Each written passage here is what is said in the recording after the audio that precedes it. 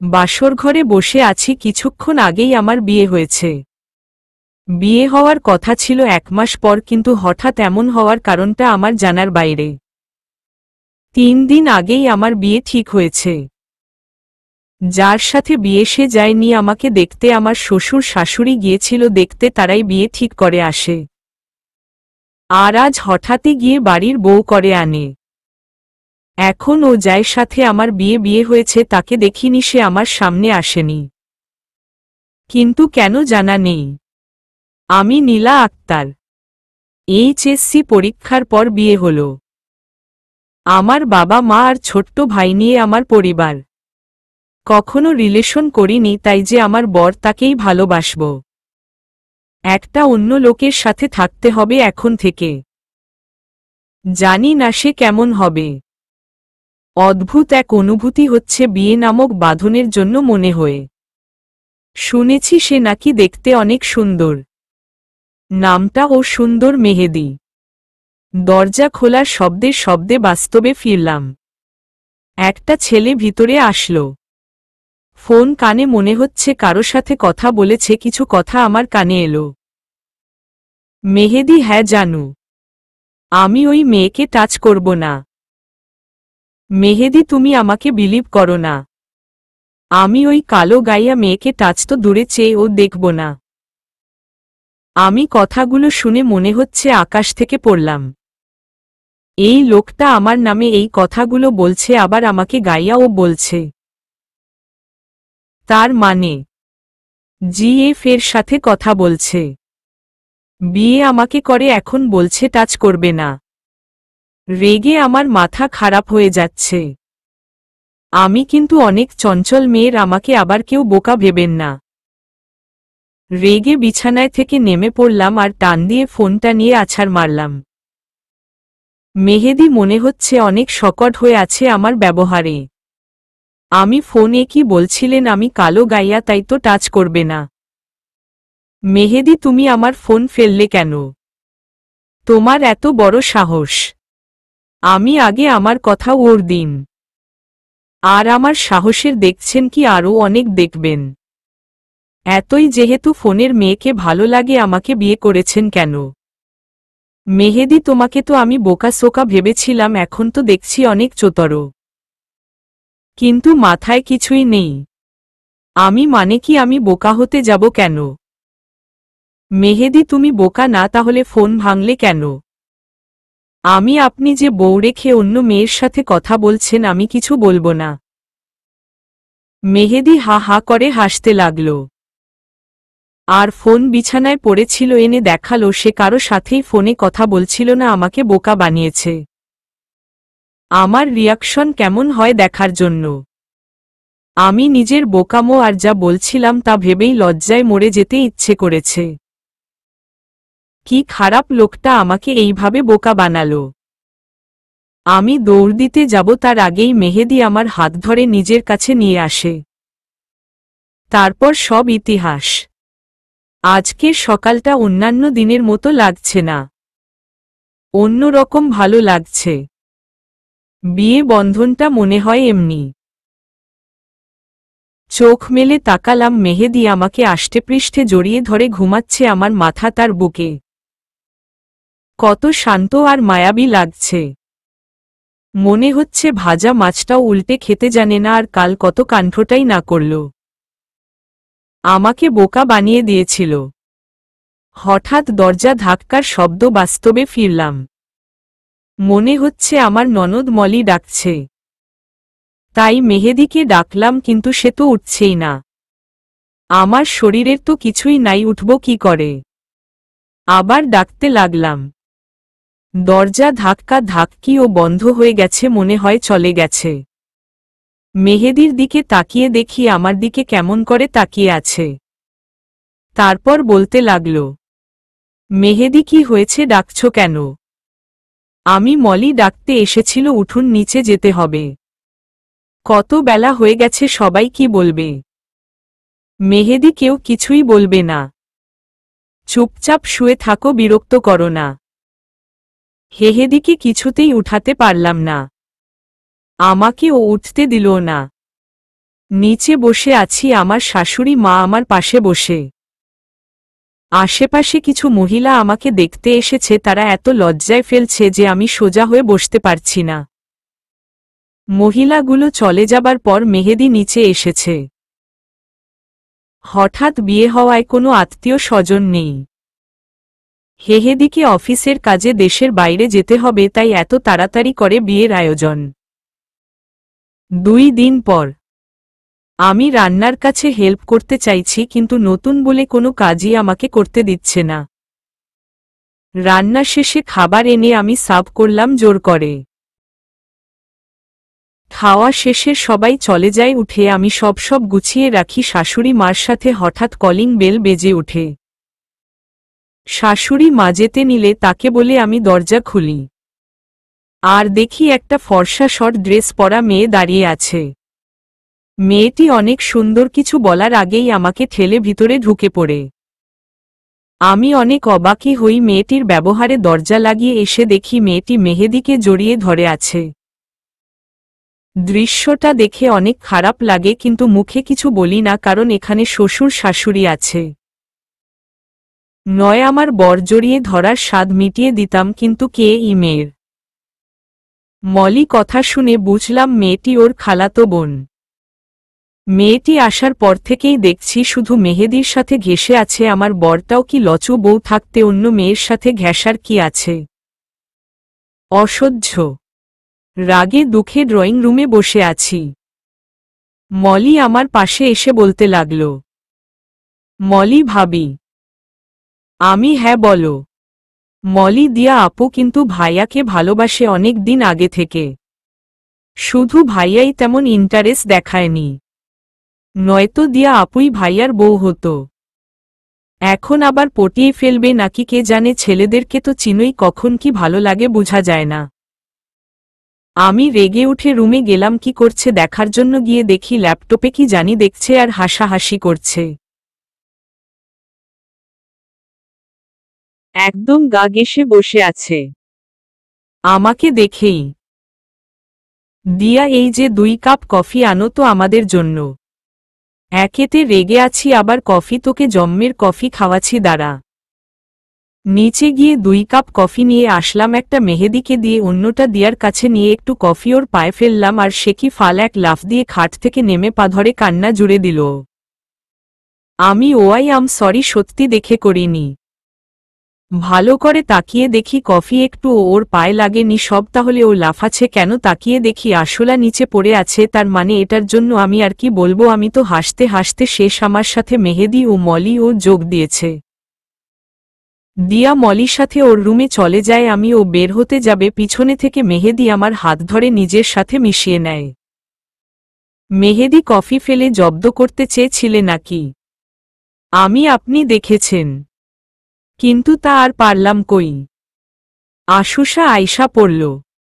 মেহেদি, ভালো, সারাদিন তো তোমাকে কাছেই পায় না, কই থাক? আমি এখন আসছে, কই থাকি জানতে এতক্ষণ তো ভালোই ছিলেন। জান ওর কাছেই, আমার কাছে কি?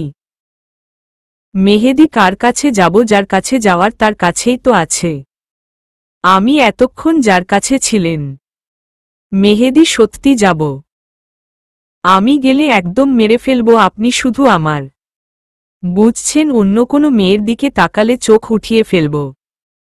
মেহেদি, চোখ উঠিয়ে ফেললে তো আমি কানা হয়ে যাব, তখন তোমার এই সুন্দর মুখটা কি করে দেখব? কথা বলতে বলতে যে কখন এত কাছে চলে এসেছি বুঝতেই পারি নাই।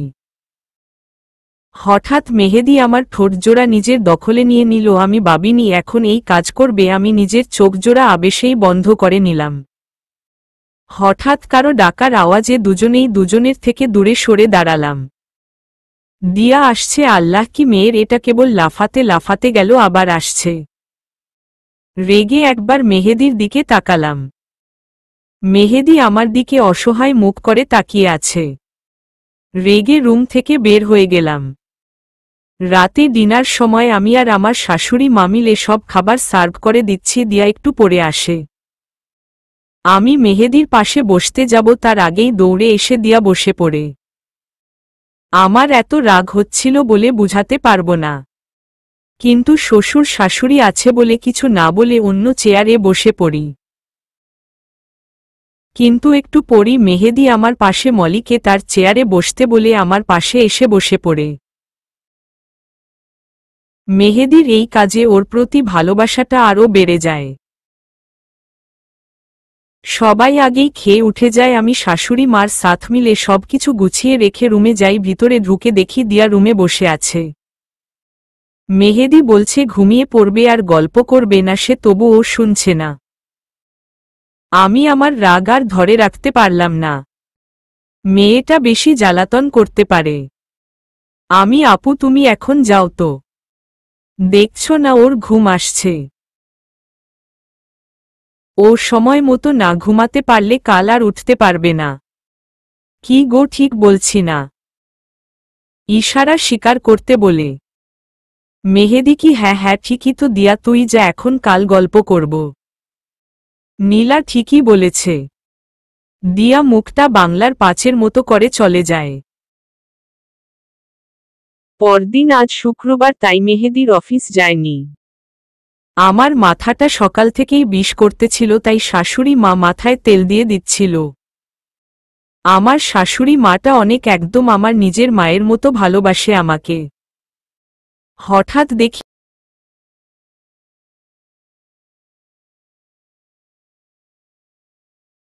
গুজে নামছে। মনে হচ্ছে কোথাও যাবে, পিছনে মেহেদীও নামছে। আমার সামনে এসে শাশুড়ি মাকে বলতে লাগে, দিয়া খালামনি আমি আর মেহেদী একটু শপিং এ যাব।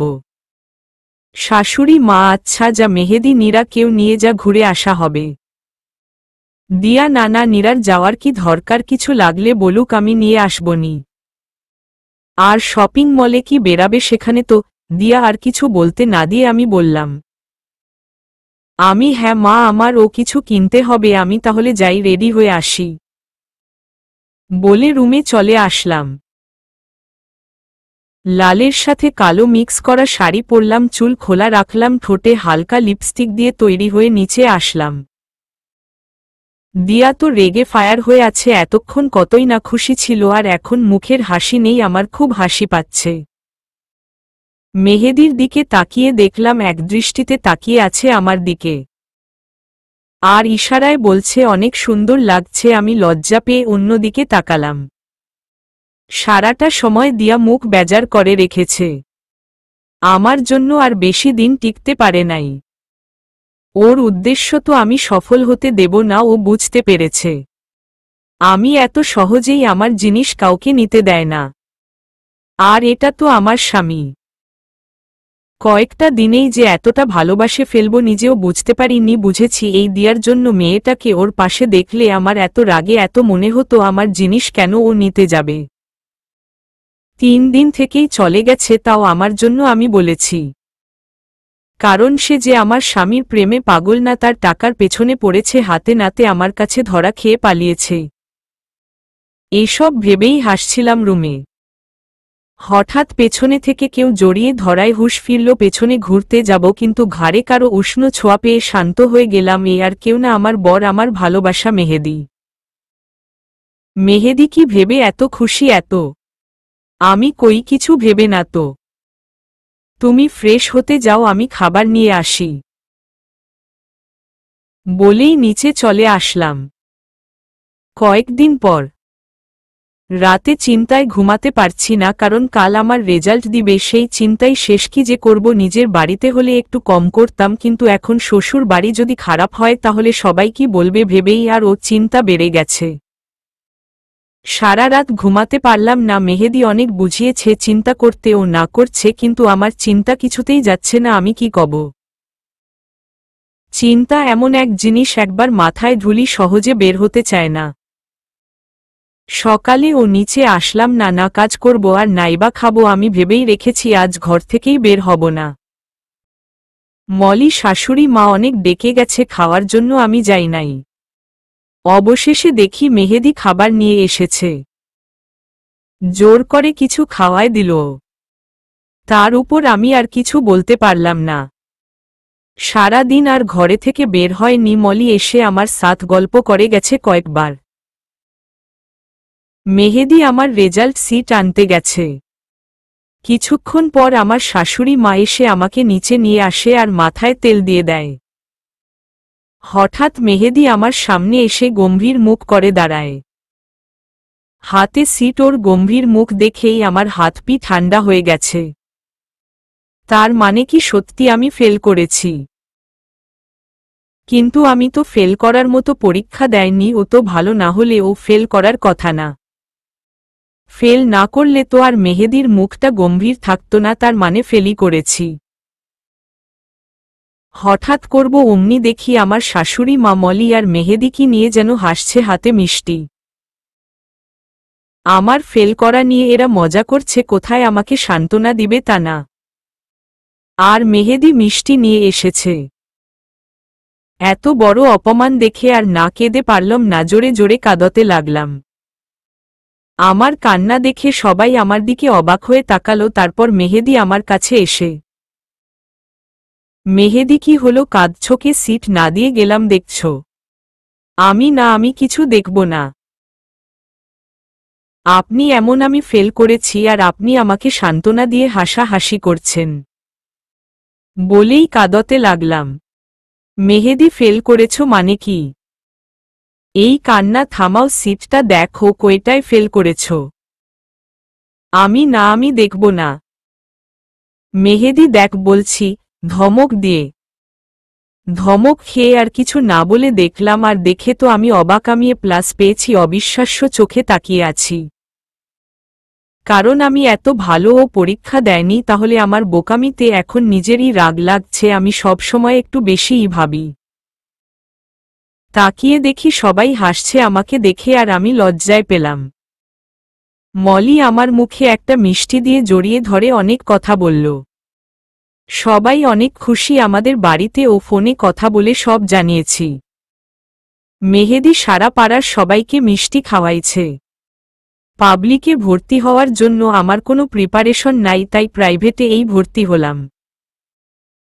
দেখতে দেখতে আমাদের বিয়ের 2 মাস হয়ে গেছে। এর মধ্যে আমাদের বাড়ি 2 বার গেছিলাম। মেহেদি ও বিদেশ যাওয়ার সময় হয়ে গেছে। অফিস বড় আর সব জায়গায় তার উন্নয়নের জন্য বিদেশে যাবে। আগামীকাল মেহেদি চলে যাবে। কষ্টে আমার বুকটা ফেটে যাচ্ছে। কোনোভাবে যদি আটকাতে পারতাম, কিন্তু তা হবে, যেতেই হবে। আমার মনা কেন জানি কু ডাকছে, মনে হচ্ছে আমি মেহেদিকে হারিয়ে ফেলব। কেন এমন মনে হচ্ছে আমি বুঝতে পারছি না। রাতে মেহেদি আমাকে জড়িয়ে ধরে শুয়ে ঘুমিয়ে আছে, কিন্তু আমার চোখে ঘুম নেই। নানা চিন্তা মাথায় আসছে, এত ভয় কেন করছে? চোখে দিয়ে অধরে পানি পড়ছে। হঠাৎ মেহেদির ঘুম ভেঙে যায়। মেহেদি নীলা, আমি হুম। মেহেদি এখন ও জেগে আছো? আমি হ্যাঁ, আমার ঘুম আসছে না। তোমার কি না গেলে হয় না? আমার অনেক ভয় হচ্ছে, মনে হচ্ছে তোমাকে আমি হারিয়ে ফেলব। মেহেদি ধুর, কি যে বলো না। হারিয়ে ফেলবে কেন? কিছুই হবে না। আর ফোন আছে না, কথা তো বলবই। আমি তবুও। মেহেদি আর কোনো কথা না।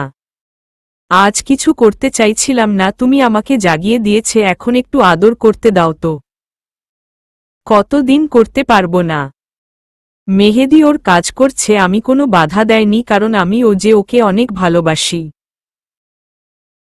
11টার সময় মেহেদি বেরিয়ে গেছে। যাওয়ার আগে আমাকে অনেক কিছু বলে সান্ত্বনা দিয়েছে, কিন্তু আমি কিছুতেই শান্ত হতে পারিনি। সারা সময় মুখ ভার করে রেখেছিলাম। আমাদের বাড়ি থেকে সবাই এসেছে। মেহেদির যাওয়ার কথা শুনে আমার মনটা খারাপ বলে মা বলেছে আমাকে নিয়ে যাবে।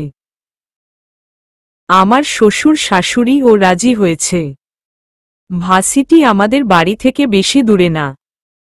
রাতে আমাদের বাড়ি, আমার রুমে শুয়ে আছি, হঠাৎ ফোন বেজে উঠে। হাতে নিয়ে দেখি মেহেদি। আমি কয়েকবার কল করেছিলাম, তখন বন্ধ ছিল, মনে হয় পৌঁছে গেছে। ফোন দেখে আমার আরও বেশি কষ্ট লাগছে, প্রচুর কান্না করতে ইচ্ছে করছে। ফোন বাজতে বাজতে কেটে গেছে, আমি রিসিভই করতে পারিনি। আবার বেজে উঠতেই সঙ্গে সঙ্গে রিসিভ করে নেই। আমি কিছুই বলতে পারছি না, শুধু কান্না আসছে। ওপাশ থেকে মেহেদি হ্যালো হ্যালো করেই যাচ্ছে। আমার কান্নার আওয়াজ ও মনে হয় পাচ্ছে। মেহেদি হ্যালো, কথা বল নীলা, কান্না করো না, 1 বছর খুব তাড়াতাড়ি শেষ হয়ে যাব। কান্না থামাও, তুমি কান্না করলে আমি কি এখানে কাজে মন দিতে পারবো বলো? তুমি চাও না আমার কাজটা তাড়াতাড়ি হয়ে করে ফিরে আসতে পারি? কি কথা বলো, এমন করলে কিন্তু সব বাদ দিয়ে কালকেই চলে আসবো আর সবাইকে বলবো যে আপনাদের মেয়ে তো জামাই পাগল হয়ে গেছে। মেহেদির কথা শুনে জোরে হেসে দিলাম, সত্যি লোকটা অনেক ভালো, আমার মন ভালো করেই ছাড়ল। অনেকক্ষণ কথা বলে ফোন রেখে শুয়ে পড়লাম। পরদিন আজই প্রথম ভার্সিটিতে যাব, সকালে উঠে রেডি হয়ে নিলাম। মেহেদি চলে যাবে বলে আর যাওয়া হয় নাই। আমি ভার্সিটিতে যেতেছি। মা মানে এখন আর কিছু খাসও নি তো? না খেয়ে কোথাও যাবি না? যা বস, আমি খাবার নিয়ে আসি। আমি এখন আর কিছু খাবো না, ক্যান্টিনে কিছু খেয়ে নিবনি। তুমি এত ব্যস্ত হয়ো না তো। মা, ব্যস্ত হব না মানে কি? না খেয়ে যাওয়া যাবে এই আমার শেষ কথা। কোনো দিন খাওয়ার প্রতি আগ্রহ দেখলাম না। মা কোনো কথা না, বসো ওইখানে, আমি ভাত নিয়ে আসি। আর একা যাওয়া হচ্ছে না, জিসানকে নিয়ে যাবি। কি আর করার, মার সাথে কি আর পারা যায়? জোর করে আমাকে খাওয়ালো, তারপর জিসানকে আমার সাথে পাঠিয়ে দিল। অর্ধেক রাস্তায় এসে জিসানকে বাড়ি পাঠিয়ে দেয়, আমি একাই যাই।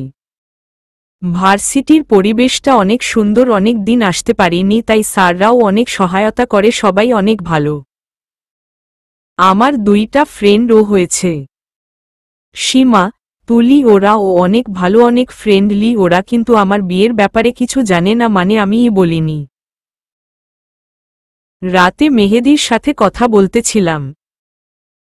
আমি আজ ভার্সিটিতে গেছিলাম। মেহেদি, ও ভালো তো? কেমন লাগলো? আমি ভালো, সবাই অনেক ভালো। মেহেদি, হ্যাঁ, একা গেছিলা নাকি? একটু চিন্তিত হয়ে। আমি একা গেছিলাম বললে যদি রাগ করে? মেহেদি আমাকে যাওয়ার আগে বলে গেছে একা যেন কোথাও না যাই, তাই মিথ্যায় বললাম, না জিসান গেছিল। মেহেদি, ও একা কোথাও যাবে না, মনে থাকে যেন। এখন কার দিন কাল ভালো না। আমি আচ্ছা, তুমি এত চিন্তা করো না, আমি ঠিকই থাকবো, নিজের দিকে খেয়াল রেখ। অনেক রাত পর্যন্ত কথা বললাম।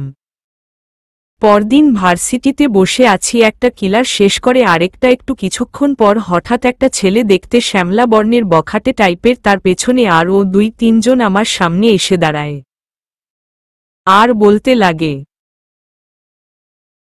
আমি রিপন, তা তুমি কি নতুন নাকি? আগে কখনো তো দেখিনি। আমি মাথা নেড়ে হ্যাঁ জানিয়ে পাশে তুলি আর সীমার দিকে তাকিয়ে দেখি কেমন যেন ভয় নিয়ে তাকিয়ে আছে। রিপন, ও তাই তো বলি, আমাদের দেখলে সালাম দাও না কেন? এখন থেকে আমাদের দেখলেই কথা বলবে। আমি মানে কি, আপনাদেরকে দেখলে কথা বলতে হবে কেন? অবাক হয়ে পাশে থেকে একটা ছেলে, ভাই বলছে তাই কথা বলবে। আমি কেন কথা বলবো সেটাই তো জানতে চাইছি। মানে দরকার ছাড়া অযথা আমি কেন আপনাদের দেখলে কথা বলবে? পাশের ছেলেটি, এত কথা বলো কেন? ভাই যা বলেছে তাই করবে, জোরে ধমক দিয়ে। রিপন, চুপ, সুন্দর মেয়েদের এভাবে বলতে নেই। চল, এখন পরে কথা হবে সুন্দরী। আমি কিছু বলার আগেই সবাই চলে গেল হাসতে হাসতে। আমি তুলিদের দিকে তাকিয়ে, আমি কে রে? এই ছেলে এমন কথা বলল কেন? আর তোরাই বা ভয় পেয়েছিলি কেন? সীমা, নীলা, এই ছেলেগুলো খুব খারাপ, বলতে পারিস গুন্ডা। সবাই এদের দেখে ভয় পায়, কোনো খারাপ কিছু করলে ও কেউ প্রতিবাদ করতে আসে না, কারণ সবার জানের ভয় আছে। তুই সাবধানে থাকিস, আজ কেমন করে গেল দেখলিই তো। ঘড়ির এলাম বারবার বেজে বন্ধ হয়ে যাচ্ছে, কিন্তু রাজের উঠার নামগন্ধও নেই। বালিশের নিচে মাথা দিয়ে ঘুমিয়ে আছে, ফোনের শব্দে বিরক্ত হয়ে তাকাল। ঘুমের সময় ডিস্টার্ব একদম পছন্দ করে না। ফোন হাতে নিয়ে ছুঁড়ে মারে। আবার ঘড়ির এলার্ম বাজতে লাগে, ওটাও ছুঁড়ে মারার আগে কাশেম দৌড়ে আসে। প্রতিদিন কিছু না ভাঙবেই ঘড়ি বন্ধ করে দেয়। কাশেম ছোট্ট স্যার আর কত ফোন আর ঘড়ি ভাঙবেন, প্রতিদিন একটা করে ভাঙেন। রাজ তো ঘুমিয়ে পড়েছে, আবার কথা ওর আর দিবে কি। রেহেনা বেগম রাজের মা ভাঙার শব্দ পেয়ে উপর আসে। সে জানে কে ভেঙেছে, তবু জিজ্ঞেস করে, কাশেম কে ভেঙেছে? কাশেম বড় মোডাম, আমি স্যার কি করেনি। রেহেনা বেগম জানে এসব কাজ রাজেরই, তবুও জিজ্ঞেস করে, কারণ কখনো কাশেম রাজের না বলে না, রাজের দোষ নিজের গাড়ে নেয়, এটাই তার ভালোবাসা রাজের প্রতি। রাজও অনেক ভালোবাসে কাশেমকে। রেহেনা বেগম রাজের মাথার কাছে বসে পড়ে আর মাথায় হাত বুলিয়ে ডাকতে লাগে, রেহেনা বেগম রাজ উঠো, 10টা বেজে গেছে তো, তুমি উঠবে না? কখন থেকে তোমাকে কাশেম ডাকছে, উঠছ না কেন? আমাকে কি তুমি একটু ও শান্তিতে থাকে দেবে না? প্রতিদিন আমার কেন তোমাকে ডাকতে হয়? রাজ অনেকক্ষণ ডাকার পর রাজ চোখ মেলে তাকায়, তারপর ফোন খুঁজতে লাগে। রেহেনা বেগম কি খুঁজছ? রাজ আমার ফোন। রেহেনা বেগম সেটা কি এখন ও আসতো আছে নাকি ভেঙে ফেলেছ? রাজ কি কখন? রেহেনা বেগম তুমি সে জানো, প্রতিদিনই তো একটা না একটা কি ভাঙা যাবেই। হঠাৎই রাজের মনে পড়ে আজ তো তার জুলির সাথে দেখা হওয়ার কথা ছিল 10টায়। রাজ আম্মু কত বাজে এখন? রেহেনা বেগম কিছু বলার আগেই রাজ বলে ওঠে, রাজ ও 10টা আম্মু, তোমার সাথে আমি পরে কথা বলি, আমার জরুরি কাজ আছে বলেই দৌড়ে ফ্রেশ হতে চলে যায়। রেহেনা বেগম নিজের মনে বকবক করতে করতে চলে গেছে। ছেলেটা তার বড় অবাধ্য হয়ে গেছে, কারো কথি শুনে না, নিজের ইচ্ছে মতো কাজ করে। কোটিপতি বাবা, একমাত্র সন্তান রাজ নিজের মন মতো চলতে পছন্দ করে। রাজ দেখতে অনেক সুন্দর, যে কেউ এক দেখাতে প্রেমে পড়ে যায়। বাবা মায়ের আদরের সন্তান। রেহেনা বেগমের অনেক চেষ্টার পর এই সন্তান, তাই ভালোবাসাটাও অনেক বেশি। তাই ছেলেকে কিছু বলতে পারে না। রাজের বাবা আলী চৌধুরী অনেক বড় বিজনেসম্যান। রাজ লেখাপড়া শেষ করে এখন গুড়ে গাড়ে খায়। বন্ধুদের সাথে পার্টি, ঘুরতে যাওয়া আর মেয়েদের সাথে টাইম পাস। কাউকেই অবশ্য ভালোবাসে না। আর রিলেশন বড় জোর 1 মাসের উপর যায় না, কারণ এসব মেয়েরা কিছু দিনের মধ্যে রাজের জন্য পাগল হয়ে যায়। অসহ্য হয়ে তাদের সাথে যোগাযোগ করা বন্ধ করে দেয়। রাজ ফ্রেশ হয়ে এসে রেডি হয়ে নেয়। সাদা শার্ট, কালো প্যান্ট, হাতে ঘড়ি, চোখে সানগ্লাস দিয়ে গাড়ির চাবি নিয়ে বেরিয়ে পড়ে। নিচে আসলে রেহেনা বেগম অনেক খেয়ে যেতে বলে, কিন্তু রাজ তারা বলে চলে যায়। এদিকে নীলা আর তুলি বসে আছে চিন্তিত মুখ নিয়ে। কিছুক্ষণ আগে নীলা ভার্সিটিতে আসছিল, হঠাৎ রিপন এসে হাঁটু গেড়ে বসে পড়ে।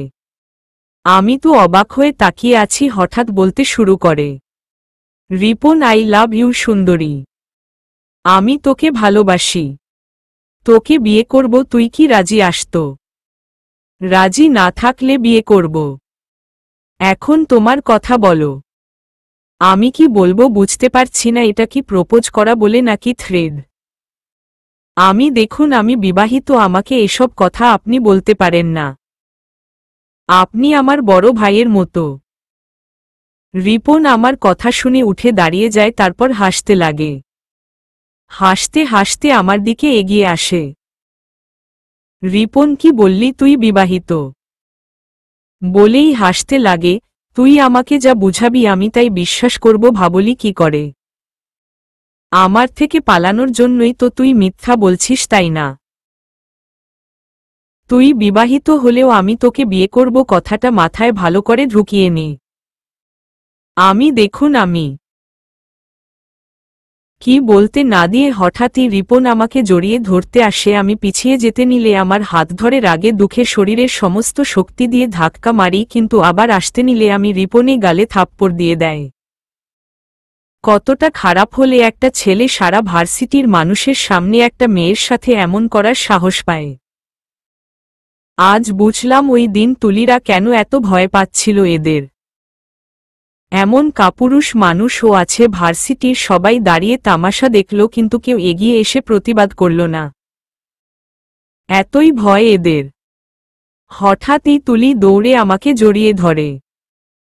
ও তো কান্না করছে, আমি রিপনদের দিকে তাকিয়ে দেখি কেমন করে যেন তাকিয়ে আছে।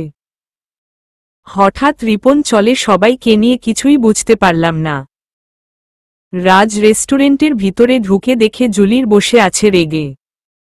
রাজ ও আজ ভেবেই এসেছে বেশি বললে আজই ব্রেকআপ করে দেবে। মেয়েটা অনেক জ্বালিয়েছে, আজই একে বিদায় করতে হবে। হঠাৎ জুলির আমাকে জড়িয়ে ধরে। ওফ, মেয়েটাকে এই জন্যই সহ্য করতে পারি, সবসময় শুধু গায়ে ঘেঁষে। ধাক্কা দিয়ে নিজের থেকে সরিয়ে দিলাম। রাজ, ওফ, তোমাকে বলছি না এসব আমার পছন্দ না। জুলির কি আমি টাচ করলে তুমি পছন্দ করো না? আমি তো তোমাকে ভালোবেসে এসব করি বেবি। রাজ, আমার এমন ভালোবাসার দরকার নাই ভাই, আমার থেকে দূরত্ব বজায় রাখবে। জুলির দূরত্ব বজায় রাখব কেন? তুমি আমার বয়ফ্রেন্ড, আমি যা ইচ্ছে করতেই পারি। আর তুমি আমার কল রিসিভ করো না কেন? আবার ফোনও বন্ধ।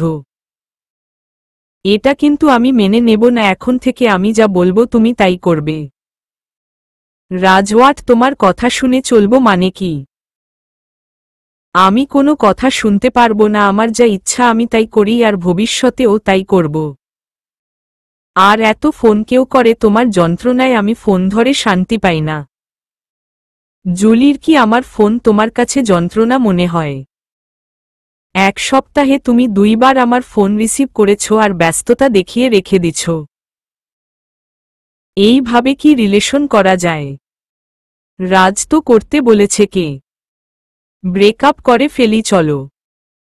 জুলির মানে তুমি আমার সাথে ব্রেকআপ করবে? রাজ, হ্যাঁ। জুলির সাথে অনেক সময় তর্ক করে অবশেষে ব্রেকআপ করেই ফেললাম। জুলির অবশ্য আমাকে বোঝানোর চেষ্টা করেছিল কিন্তু আমি আর শুনিনি, আমার কথা বলে কেটে পড়েছি। মেয়েটা যে কি বলবে কে জানে। এদিকে নীলা আর তুলি বসে আছে আর কি করবে ভাবছে।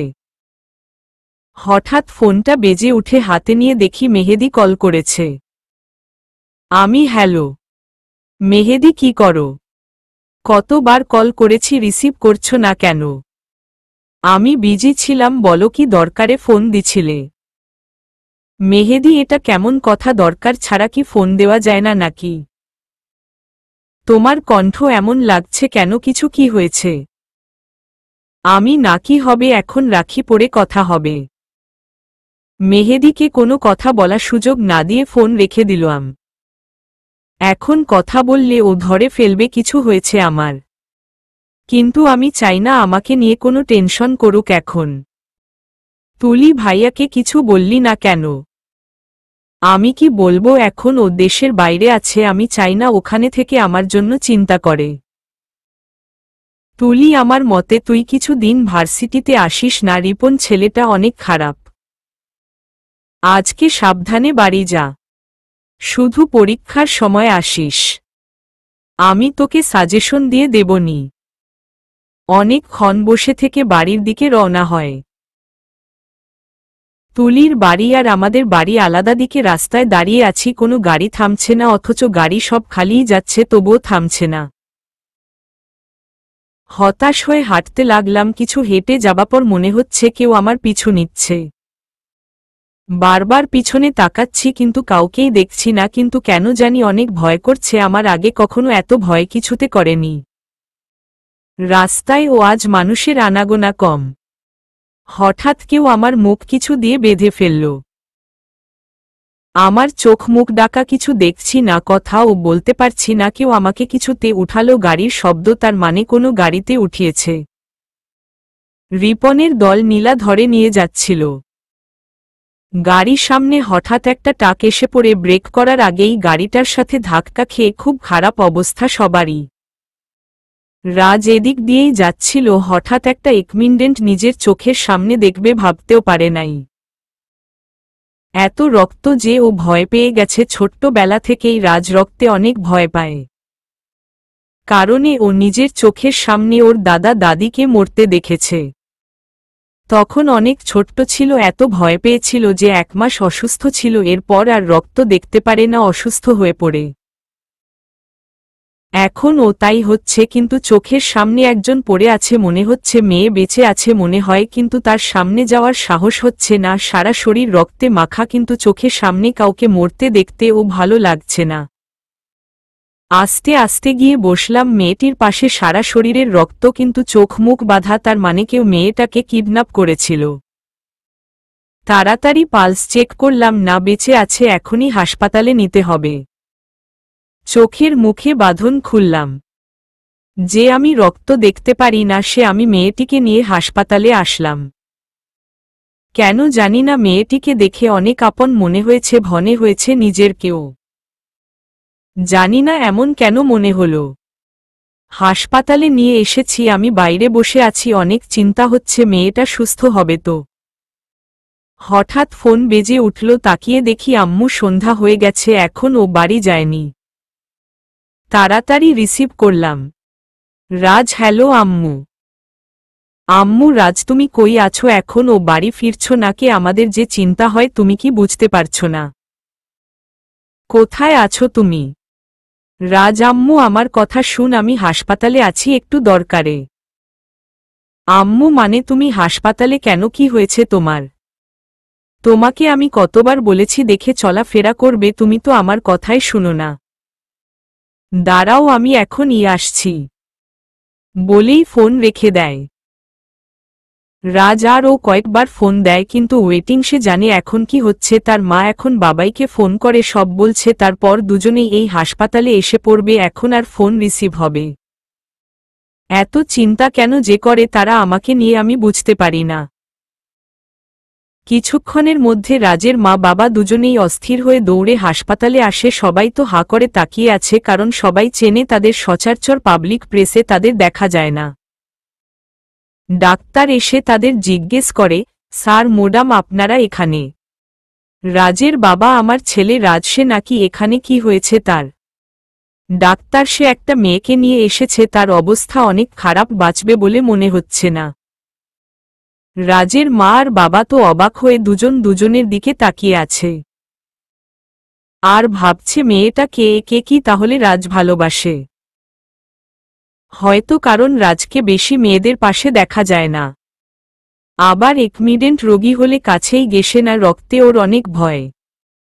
রাজের কাছে গিয়ে দেখে চিন্তিত মুখ করে বসে আছে। রাজ তাদের দেখে উঠে দাঁড়ায় আর সমস্ত ঘটনা খুলে বলে।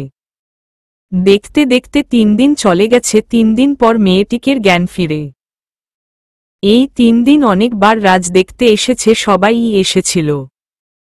মেয়েটির পাশে বসে আছি, কিন্তু এর তো আগের কোনো কথাই মনে নাকি? ডাক্তার বলল মাথায় আঘাত পাওয়ার কারণে আগের কথা ভুলে গেছে।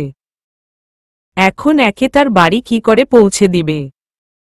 না না, চিন্তা ভাবনা করে রেহেনা বেগম সিদ্ধান্ত নেন যতদিন আগের কথা মনে না পড়ে ততদিন নিজের বাড়িতে রাখবে। তার নিজের কোনো মেয়ের নাই, এই মেয়েকে দেখে অনেক আপন লাগে। এদিকে মেহেদি 3 দিন ধরে নীলার সাথে যোগাযোগ করতে পারেনি, টেনশন, পাগল পাগল লাগছে। সবার সাথে কথা বলেছে, সবাই বলেছে নীলা নাকি অসুস্থ। কি কি এমন হয়েছে যে একটু ও কথা বলা যায় না? নীলাকে নিয়ে বাড়ি এসেছেন রেহেনা বেগম। নিজের কোনো মেয়ে নেয়, তাই একে নিজের মেয়ের মতো করেই ভালোবাসে ফেলেছে। অনেক মায়া হয় মেয়েটার জন্য, নিশ্চিত তার পরিবারের সবাই অনেক কষ্ট পাচ্ছে। কি করে তাকে তার ফ্যামিলির কাছে ফিরিয়ে দেব, এই যে কিছুই মনে নেই। রাজের নিজের বাবা মার প্রতি সম্মান আরও বেড়ে গেছে। অচেনা একটা মেয়েকে যে তারা এত আপন করবে ভেবে পায়নি। আমার পরে এখন এই মেয়ে তাদের কাছে অনেক আপন। সবাই বসে নিচে, রাজরাজের বাবা মার সাথে নীলাও আছে। রেহেনা বেগম, ওর তো একটা নাম দিতে হয়। কি নাম দেওয়া যায়? রাজ, আম্মু আমি বলি। রেহেনা বেগম, তুমি আচ্ছা বলো, আমার মামুনির যদি ভালো লাগে তাহলেই হবে। রাজ, রূপা। রেহেনা বেগম ভাববা সুন্দর তো তুমি মেয়েদের নাম ও জানো দেখি। রাজ আম্মু আমার জন্য কিন্তু তুমি রূপাকে পেয়েছ। নীলা বসে মা ছেলের ঝগড়া দেখছে আর ভাবছে এরা সত্যি অনেক ভালো, আমাকে চেনে না জানে না অথচ কত আপন করে নিয়েছে, মনে হচ্ছে অনেক দিনের চেনা। আচ্ছা আমার ও কি এমন পরিবার আছে কিন্তু কেন মনে করতে পারছি না কেন? হঠাৎ কারো ডাকে বাস্তবে ফিরলাম। রেহেনা বেগম কি রে নাম পছন্দ হয়েছে? আমি মাথা নাড়িয়ে হ্যাঁ জানালাম। সবাই অনেকক্ষণ কথা বলল, আমি তেমন কথা বলিনি। রাতে শুয়ে আছি, হঠাৎ দরজা খুলে রাজরুমে আসলো। কিছু বুঝতে পারলাম না, হঠাৎ রাতে আমার রুমে আসায় আমার কেন জানি রাগ হচ্ছে। যতই হোক রাজ একটা ছেলে, এভাবে আমার ঘরে আসার কারণ কি? উঠে বসলাম, আগের থেকে সুস্থ কিন্তু হালকা ব্যথা শরীরের এখনও আছে। রাজ আরে তুমি বসছো কেন? তুমি না অসুস্থ? শুয়ে পড় তাড়াতাড়ি, আমাকে কিন্তু খারাপ ভেব না, রাতের বেলা তোমার রুমে এসেছি বলে। আসলে আম্মু বলল তোমার রুমে নাকি পানি নাই, তাই দিতে এলাম, এই যে দেখ। কথাটা বলেই বোতলের পানি রাখে। আর আমি নিজের ভাবনার জন্য নিজেরই খারাপ লাগছে। আমি এমন চিন্তা করলাম আর ছেলেটা কত ভালো, আমার চিন্তা করেই তো আসছে আর আমি ছি। আমি বসুন। রাজ না না এখন বসে, আর তোমাকে ডিস্টার্ব করতে চাই না। তুমি অসুস্থ, এখন ঘুম আসো, কাল কথা হবে, এখন আমি বাইরে যাবে। আমি এখন বাইরে, অনেক রাত তো। রাজ আমি প্রতিদিনই যাই। No problem. আমি প্রতিদিন, মামুনি কিছু বলে না। রাজ না, সবাই আমাকে অনেক ভালোবাসে, কেউ শাসন করে না। এখন আর সত্যি সময় নাই বাই। কথাটা বলেই চলে গেল। আর আমি ভাবতে লাগলাম বেশি টাকা থাকলে তারা কি এমন হয়, রাতে পার্টি, বাবা মা ও কিছু বলে না। যাই করুক রাজ অনেক ভালো, আমার সাথে তো কখনো খারাপ ব্যবহার ও করেনি। ভাবতে ভাবতে ঘুমিয়ে গেলাম। পরদিন ঘুরতে ঘুরতে একটা রুমে চলে আসলাম। এই বাড়ি আসার পর আজই প্রথম এই রুমে আসলাম।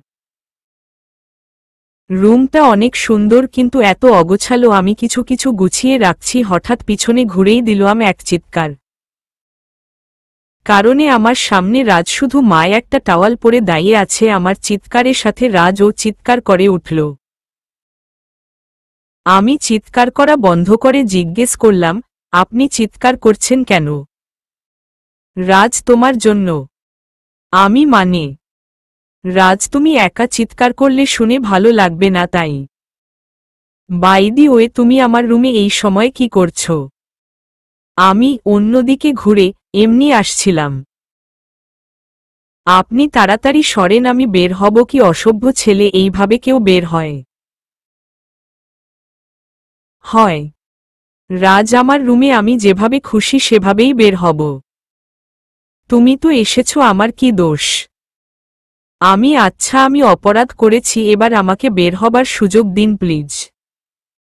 রাজ আচ্ছা যাও, আজ মাফ করলাম।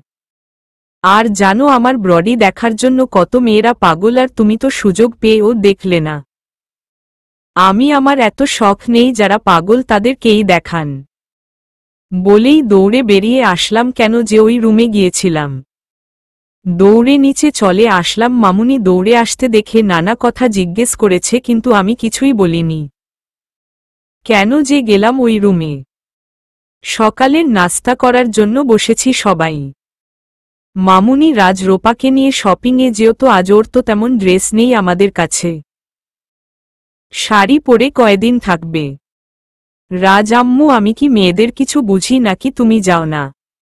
মামুনি আমি যেতাম কিন্তু তোর খালাম্নি আসবে। তুই ওকে নিয়ে যা, ওর ইচ্ছে মতো ওই পছন্দ করে নেবে। রাজ আমার এক জায়গায় যাওয়ার ছিল। মামুনি ওই তো ফ্রেডদের সাথে ঘোরা, একদিন না ঘুরলে কিছুই হবে না। আমি কিছুই শুনতে চাই না, তুমি যাবে। রাজ আর কথা বাড়ালো না, রাজি হয়ে গেল। সে জানে তার মা তার কথা এখন আর শুনবে না। রাজ যাও, রেডি হয়ে আসো। আচ্ছা। হঠাৎ আমার চোখ আটকে গেল রূপাকে দেখে। নীল কালারে একটা শাড়ি পরেছে, এটা আম্মুর শাড়ি, অসম্ভব সুন্দর লাগছে। রূপাকে আম্মু অনেকবার পরেছে কিন্তু তখন আমার শাড়িটা এত ভালো লাগেনি, কিন্তু এখন মনে হচ্ছে এটাই সবথেকে সুন্দর শাড়ি।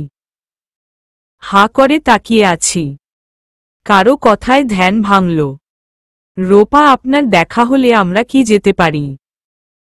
রাজ, আমি তোমাকে দেখছিলাম বলে হাসতে লাগলাম, কারণ আমি বুঝতে দিতে চাই না যে দেখছিলাম। হাসালে তোমাকে আমি কোনো দুঃখে দেখতে যাব। এই শাড়িটাই তোমাকে কত খারাপ লাগছে জানো, মনে হচ্ছে ৮০ বছরের বুড়ি।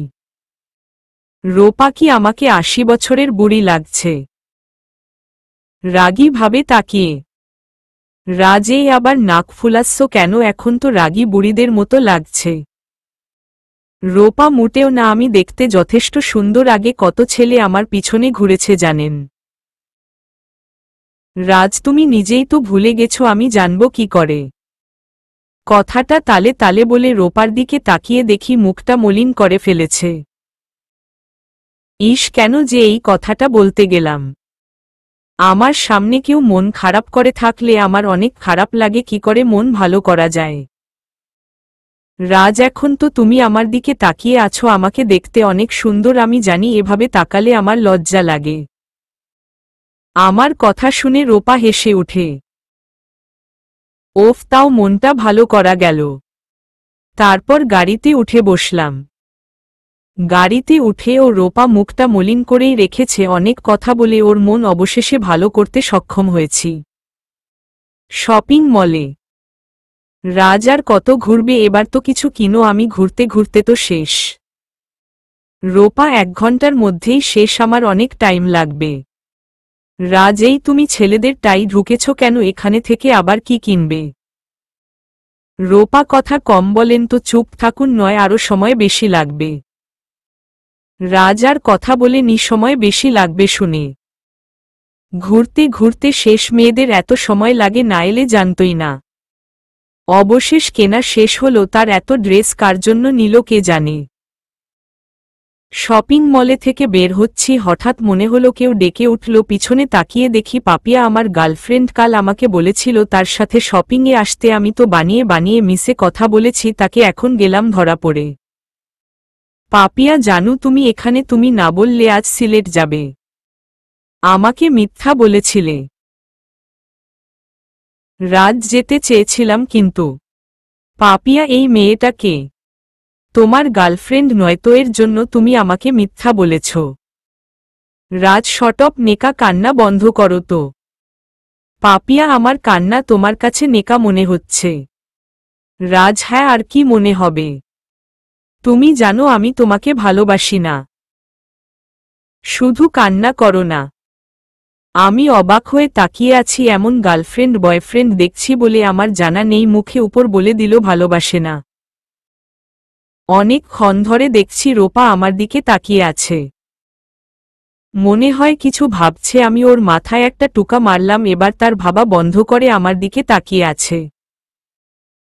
রাজ, কি মোডাম, কি ভাবছেন আমাকে নিয়ে নাকি? রূপা মুখের উপর বলে দিলেন ভালোবাসেন না। রাজ, হ্যাঁ সত্যি তো বাসি না, মিথ্যা বলে কি লাভ? রূপা, তাহলে রিলেশন করার কি দরকার তাদের সাথে? এটা অন্যায়। রাজ, বাদ দাও তো, চলো, আমার কিন্তু খারাপ লাগছে। আমার কোনো কথার জবাব না দিয়ে গাড়িতে গিয়ে বসে পড়ল। আমি ও আর কি এসে বসলাম। রাতে শুয়ে আছি, হঠাৎ আম্মু আসলো। আম্মু, এটা তোমার ধরো। রাজ, আমার জন্য কে এনেছে? আম্মু, তুমি না রূপার সাথে গেলা? জানো না ও কি কিনেছে? তোমার জন্য, আমার জন্য, তোমার আব্বুর জন্য আর নিজের জন্য 2টা ড্রেস এনেছে, তাও কম দামের ভেতরে। তোমাকে ওর সাথে পাঠিয়ে কি হলো? মেয়েটাকে কিছুই কিনে দাওনি? আমাদের টাকা বলেই এমন করেছে। রাজ, আমি তো সাথেই ছিলাম, কিন্তু সে যে নিজের জন্য কিছু কিনবে না আমি কি করে জানব? আম্মু, তোমার কিছুই জানতে হবে না।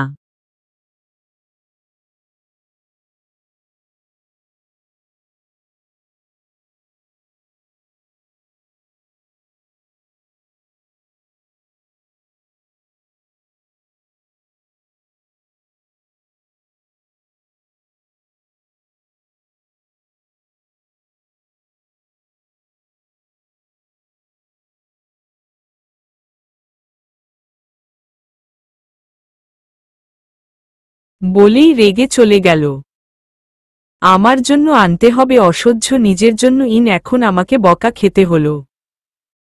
উঠে রূপার রুমে গেলাম, রুমে উকি দিয়ে দেখি রুমে নাই। ভিতরে গিয়ে খুঁজতে লাগলাম, দেখলাম বারান্দার দরজা খোলা, গিয়ে দেখি রূপা আনমনা হয়ে কিছু ভাবছে। আমি ও পাশে গিয়ে পাশে বসলাম, কিন্তু এতই ভাবনায় ডুবে আছে যে আমাকে খেয়ালই করেনি।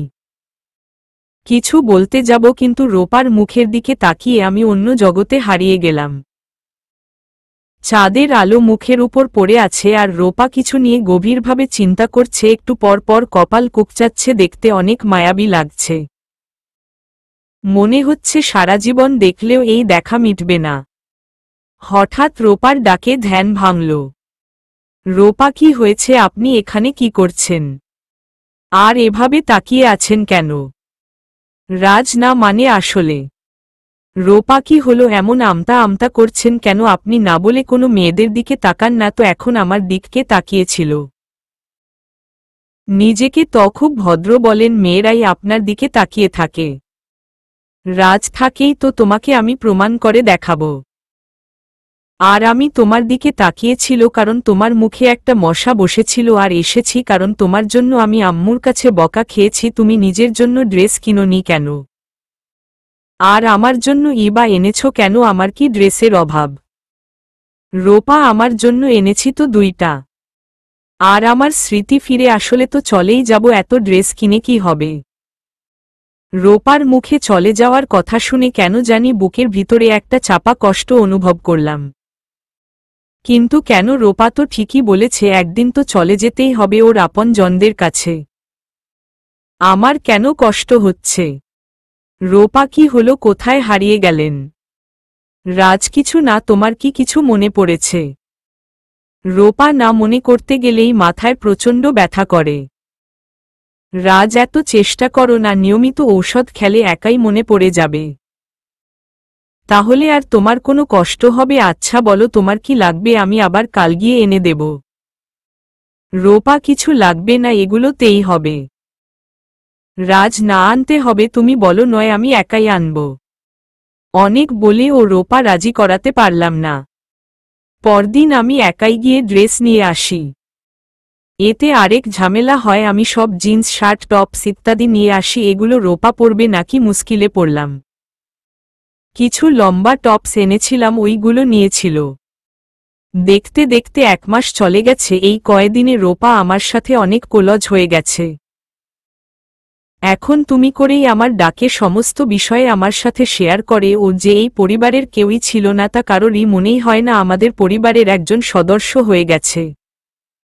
এই 1 মাসে আমি এই জিনিসটা বুঝতে পেরেছি যে আমি রূপাকে ভালোবেসে ফেলেছি। কিন্তু এখন পর্যন্ত বলে উঠতে পারিনি। আমি ভুলেই গেছি যে ওর একদিন এখানে থেকে চলে যেতে হবে। সেদিন তো বলেই দিতে চেয়েছিলাম, কিন্তু আব্বু একটা এক্সিডেন্ট হয়ে গেল, যার জন্য বলতে পারিনি সেদিন।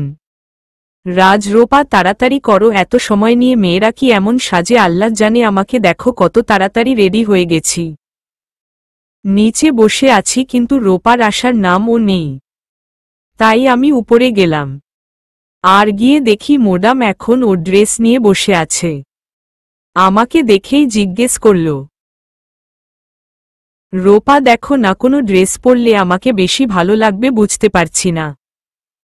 রাজ, এত দেখাদেখির কি আছে? তোমাকে তো সব ড্রেসেই খারাপ লাগে, যে কোনো একটা পরে নাও।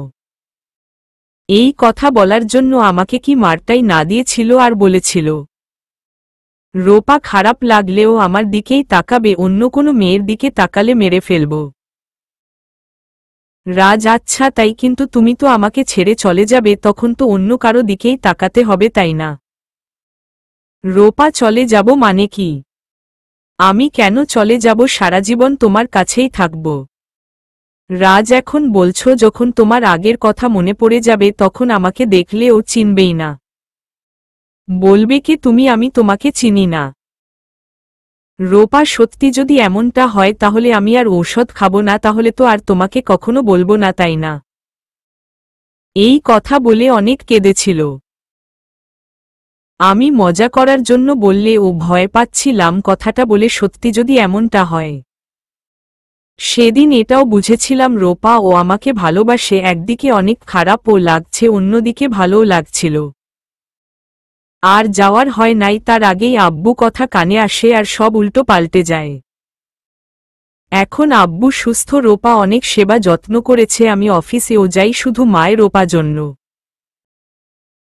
রাতে ছাদে বসে একা কথাগুলো ভাবছিলাম, হঠাৎ গাড়ে কারো ছোঁয়া পেলাম, পেছনে তাকিয়ে দেখি রূপা। রূপা, কি করছো এখানে একা একা? রাজ, এমনি বসে আছি, তুমি এখন ও ঘুম আসনি? রূপা, শুয়েছিলাম কিন্তু ঘুম আসছিল না তাই এলাম, কিন্তু তুমি এখানে কেন? রাজ, আমার ও ঘুম আসছিল না তাই এসেছি। আমি রাজের পাশে বসে পড়লাম। রূপা, ও ভালোই হয়েছে, দুজনেরই ঘুম আসছে না, তাহলে গল্প করি। রাজ কিছু না বলে আকাশের দিকে তাকিয়ে কিছু ভাবছে মনে হচ্ছে। আমি রাজের দিকে তাকিয়ে আছি, অনেক সুন্দর লাগছে দেখতে, মনে হচ্ছে কিছু নিয়ে টেনশন করছে। আমি কিছু খঞ্চে রইলাম, তারপর আবার ডাকলাম। দেখলাম রাজের চোখে পানি, আমি বুঝতে পারছি না হঠাৎ কান্না করার ব্যাপারটা। আমি, কি হয়েছে তোমার, কাঁদছো কেন? কোনো জবাব না দিয়েই কান্না করছে। আমি আর একটু এগিয়ে গেলাম, হঠাৎ হাত দিয়ে আমাকে থামিয়ে দিল, কিছুই বুঝতে পারলাম না। রাজ, আর এদিকে এসো না, এইটা ঠিক না। আমি তো অবাক, সাথে লজ্জাও পেলাম রাজের কান্না দেখে, কখন যে এত কাছে চলে গিয়েছি নিজেও বুঝতে পারিনি। তাড়াতাড়ি উঠে দাঁড়িয়ে পড়লাম, দেখলাম রাজ আমার দিকে তাকিয়ে আছে। আমি সরি। রাজ, রাগ করেছ? আসলে আমি চাই না বিয়ের আগে তোমাকে টাচ করতে। তুমি আমার এত কাছে চলে এলে নিজকে সামলাতে পারবো না, তাই আগেই থামিয়ে দিলাম। আমি অবাক হয়ে তাকিয়ে আছি, রাজের প্রতি আমার সম্মান আরও বেড়ে গেল। আমি জানতাম রাজ খারাপ কিছু আমার সাথে করবে না, তাই তো এত কাছে যাওয়ায় সাহস পেয়েছি। আমি, রাজ তুমি এত ভালো কেন বলো তো? রাজ, আমি ভালো ধ্যাতো, আমি অনেক খারাপ ছেলে, বুঝেছ? কতগুলো গার্লফ্রেন্ড ছিল আমার, জানো, ফ্রেন্ডদের সাথে মাস্তি মজা ইত্যাদি নিয়ে থাকা আমার কাজ, আমাকে তুমি ভালো বলছো? বলেই হাসতে লাগল। আমি, তবুও তুমি অনেক ভালো, এই জন্য তোমাকে আমি এত ভালোবেসে ফেলেছি। আমার হাত কখনো ছাড়বে না তো রাজ, আমি তোমাকে ছাড়া থাকতে পারবো না। রাজ, তোমার হাত ধরলাম কখন? মজা করে। আমি, মানে কি তুমি আমাকে ভালোবাসো না? কান্না কান্না ভাব নিয়ে। রাজ, না, তোমাকে কেন ভালোবাসব? তুমি জান আমার জন্য কত মেয়ে অপেক্ষা করে আছে। এত সহজে কাউকে ভালোবাসব? আমি আর কিছু না বলে কাঁদতে কাঁদতে চলে এলাম দৌড় নিজের রুমে, পিছনে থেকে রাজ অবশ্য অনেকবার ডাকছিল, আমি শুনিনি। আমার অনেক কষ্ট হচ্ছে। রাজ এই কথা বলতে পারল, তার মানে কি সত্যি আমাকে ভালোবাসে না? এত দিন যা ছিল সবই কি এমনি? শুধু কি আমি আশরিতা বলে এমন ব্যবহার? আমার স্মৃতি কি কখনো আসবে না? এরা সবাই আমার সাথে দয়া দেখিয়েছে। এদিকে রাজ মজা করার জন্যই এমন করছিল, কিন্তু রূপা এতটা সিরিয়াস হয়ে যাবে ভাবিনি।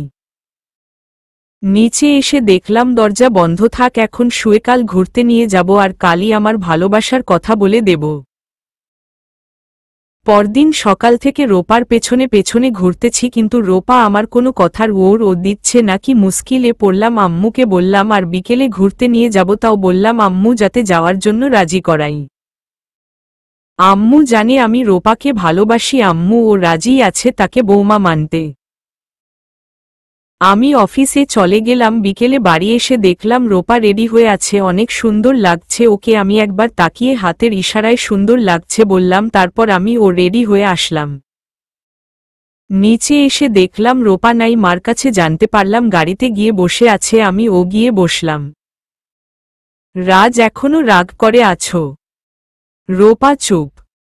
রাজ, কি হলো, কথা বলো। রাজ, আচ্ছা আর ওমন কথা বলবো না, আমি তো মজা করছিলাম।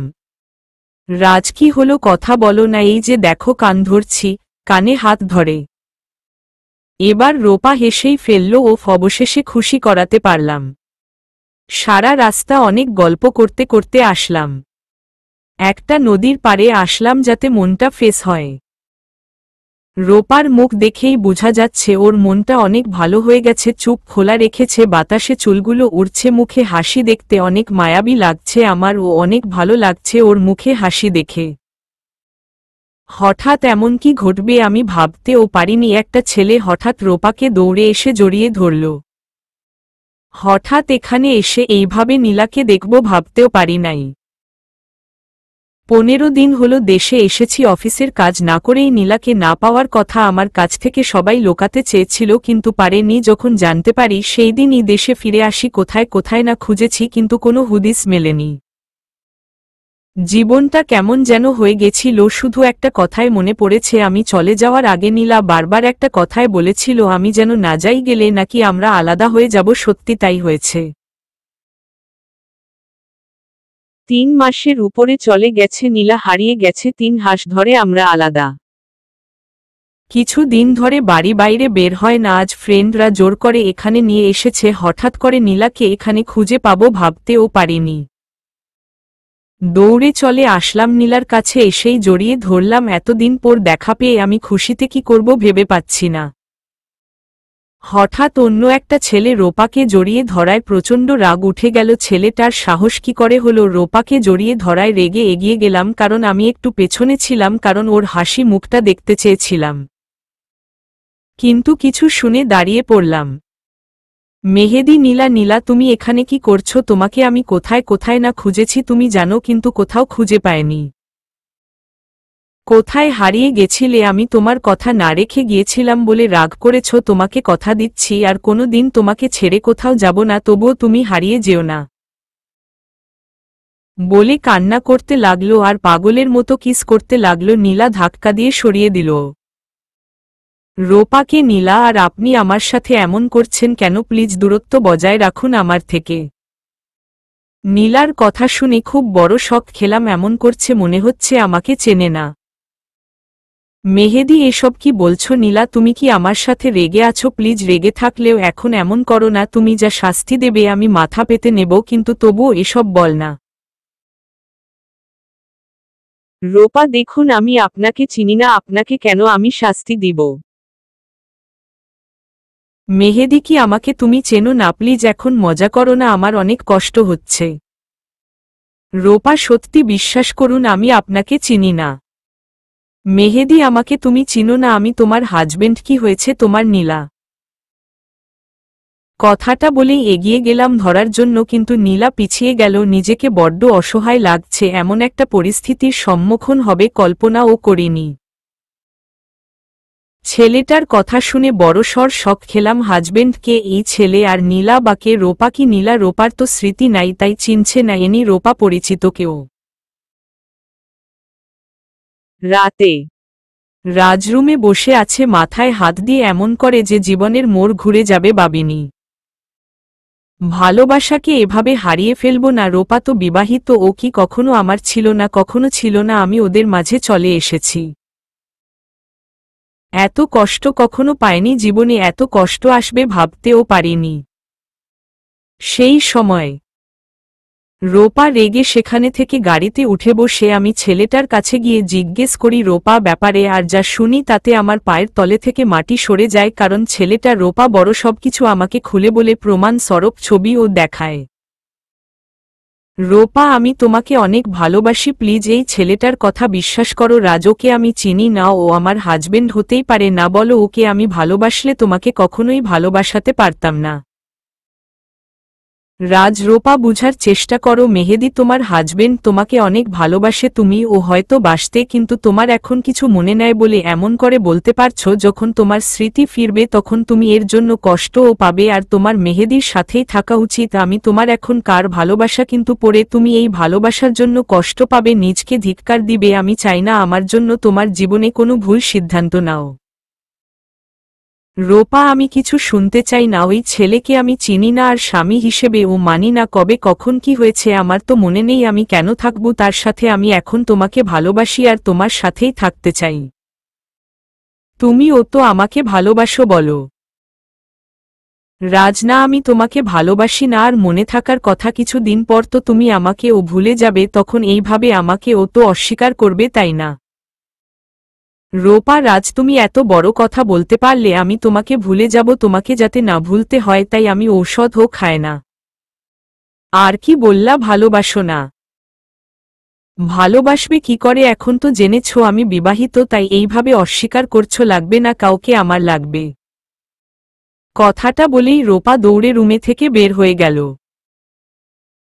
আমি পিছনে থেকে ডাকছি শুনছে না, আমি ও পেছনে দৌড় দিলাম কিন্তু তার আগেই রূপা দরজা আটকে দিল। আমি খুব ভয় পেয়ে গেলাম, আম্মু ও এসে পড়েছে আমাদের কথার শব্দ পেয়ে।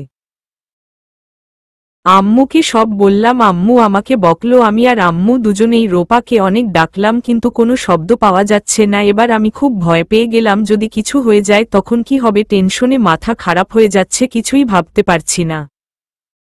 রাজ, আম্মু আমার অনেক টেনশন হচ্ছে, ও খারাপ কিছু করছে না তো?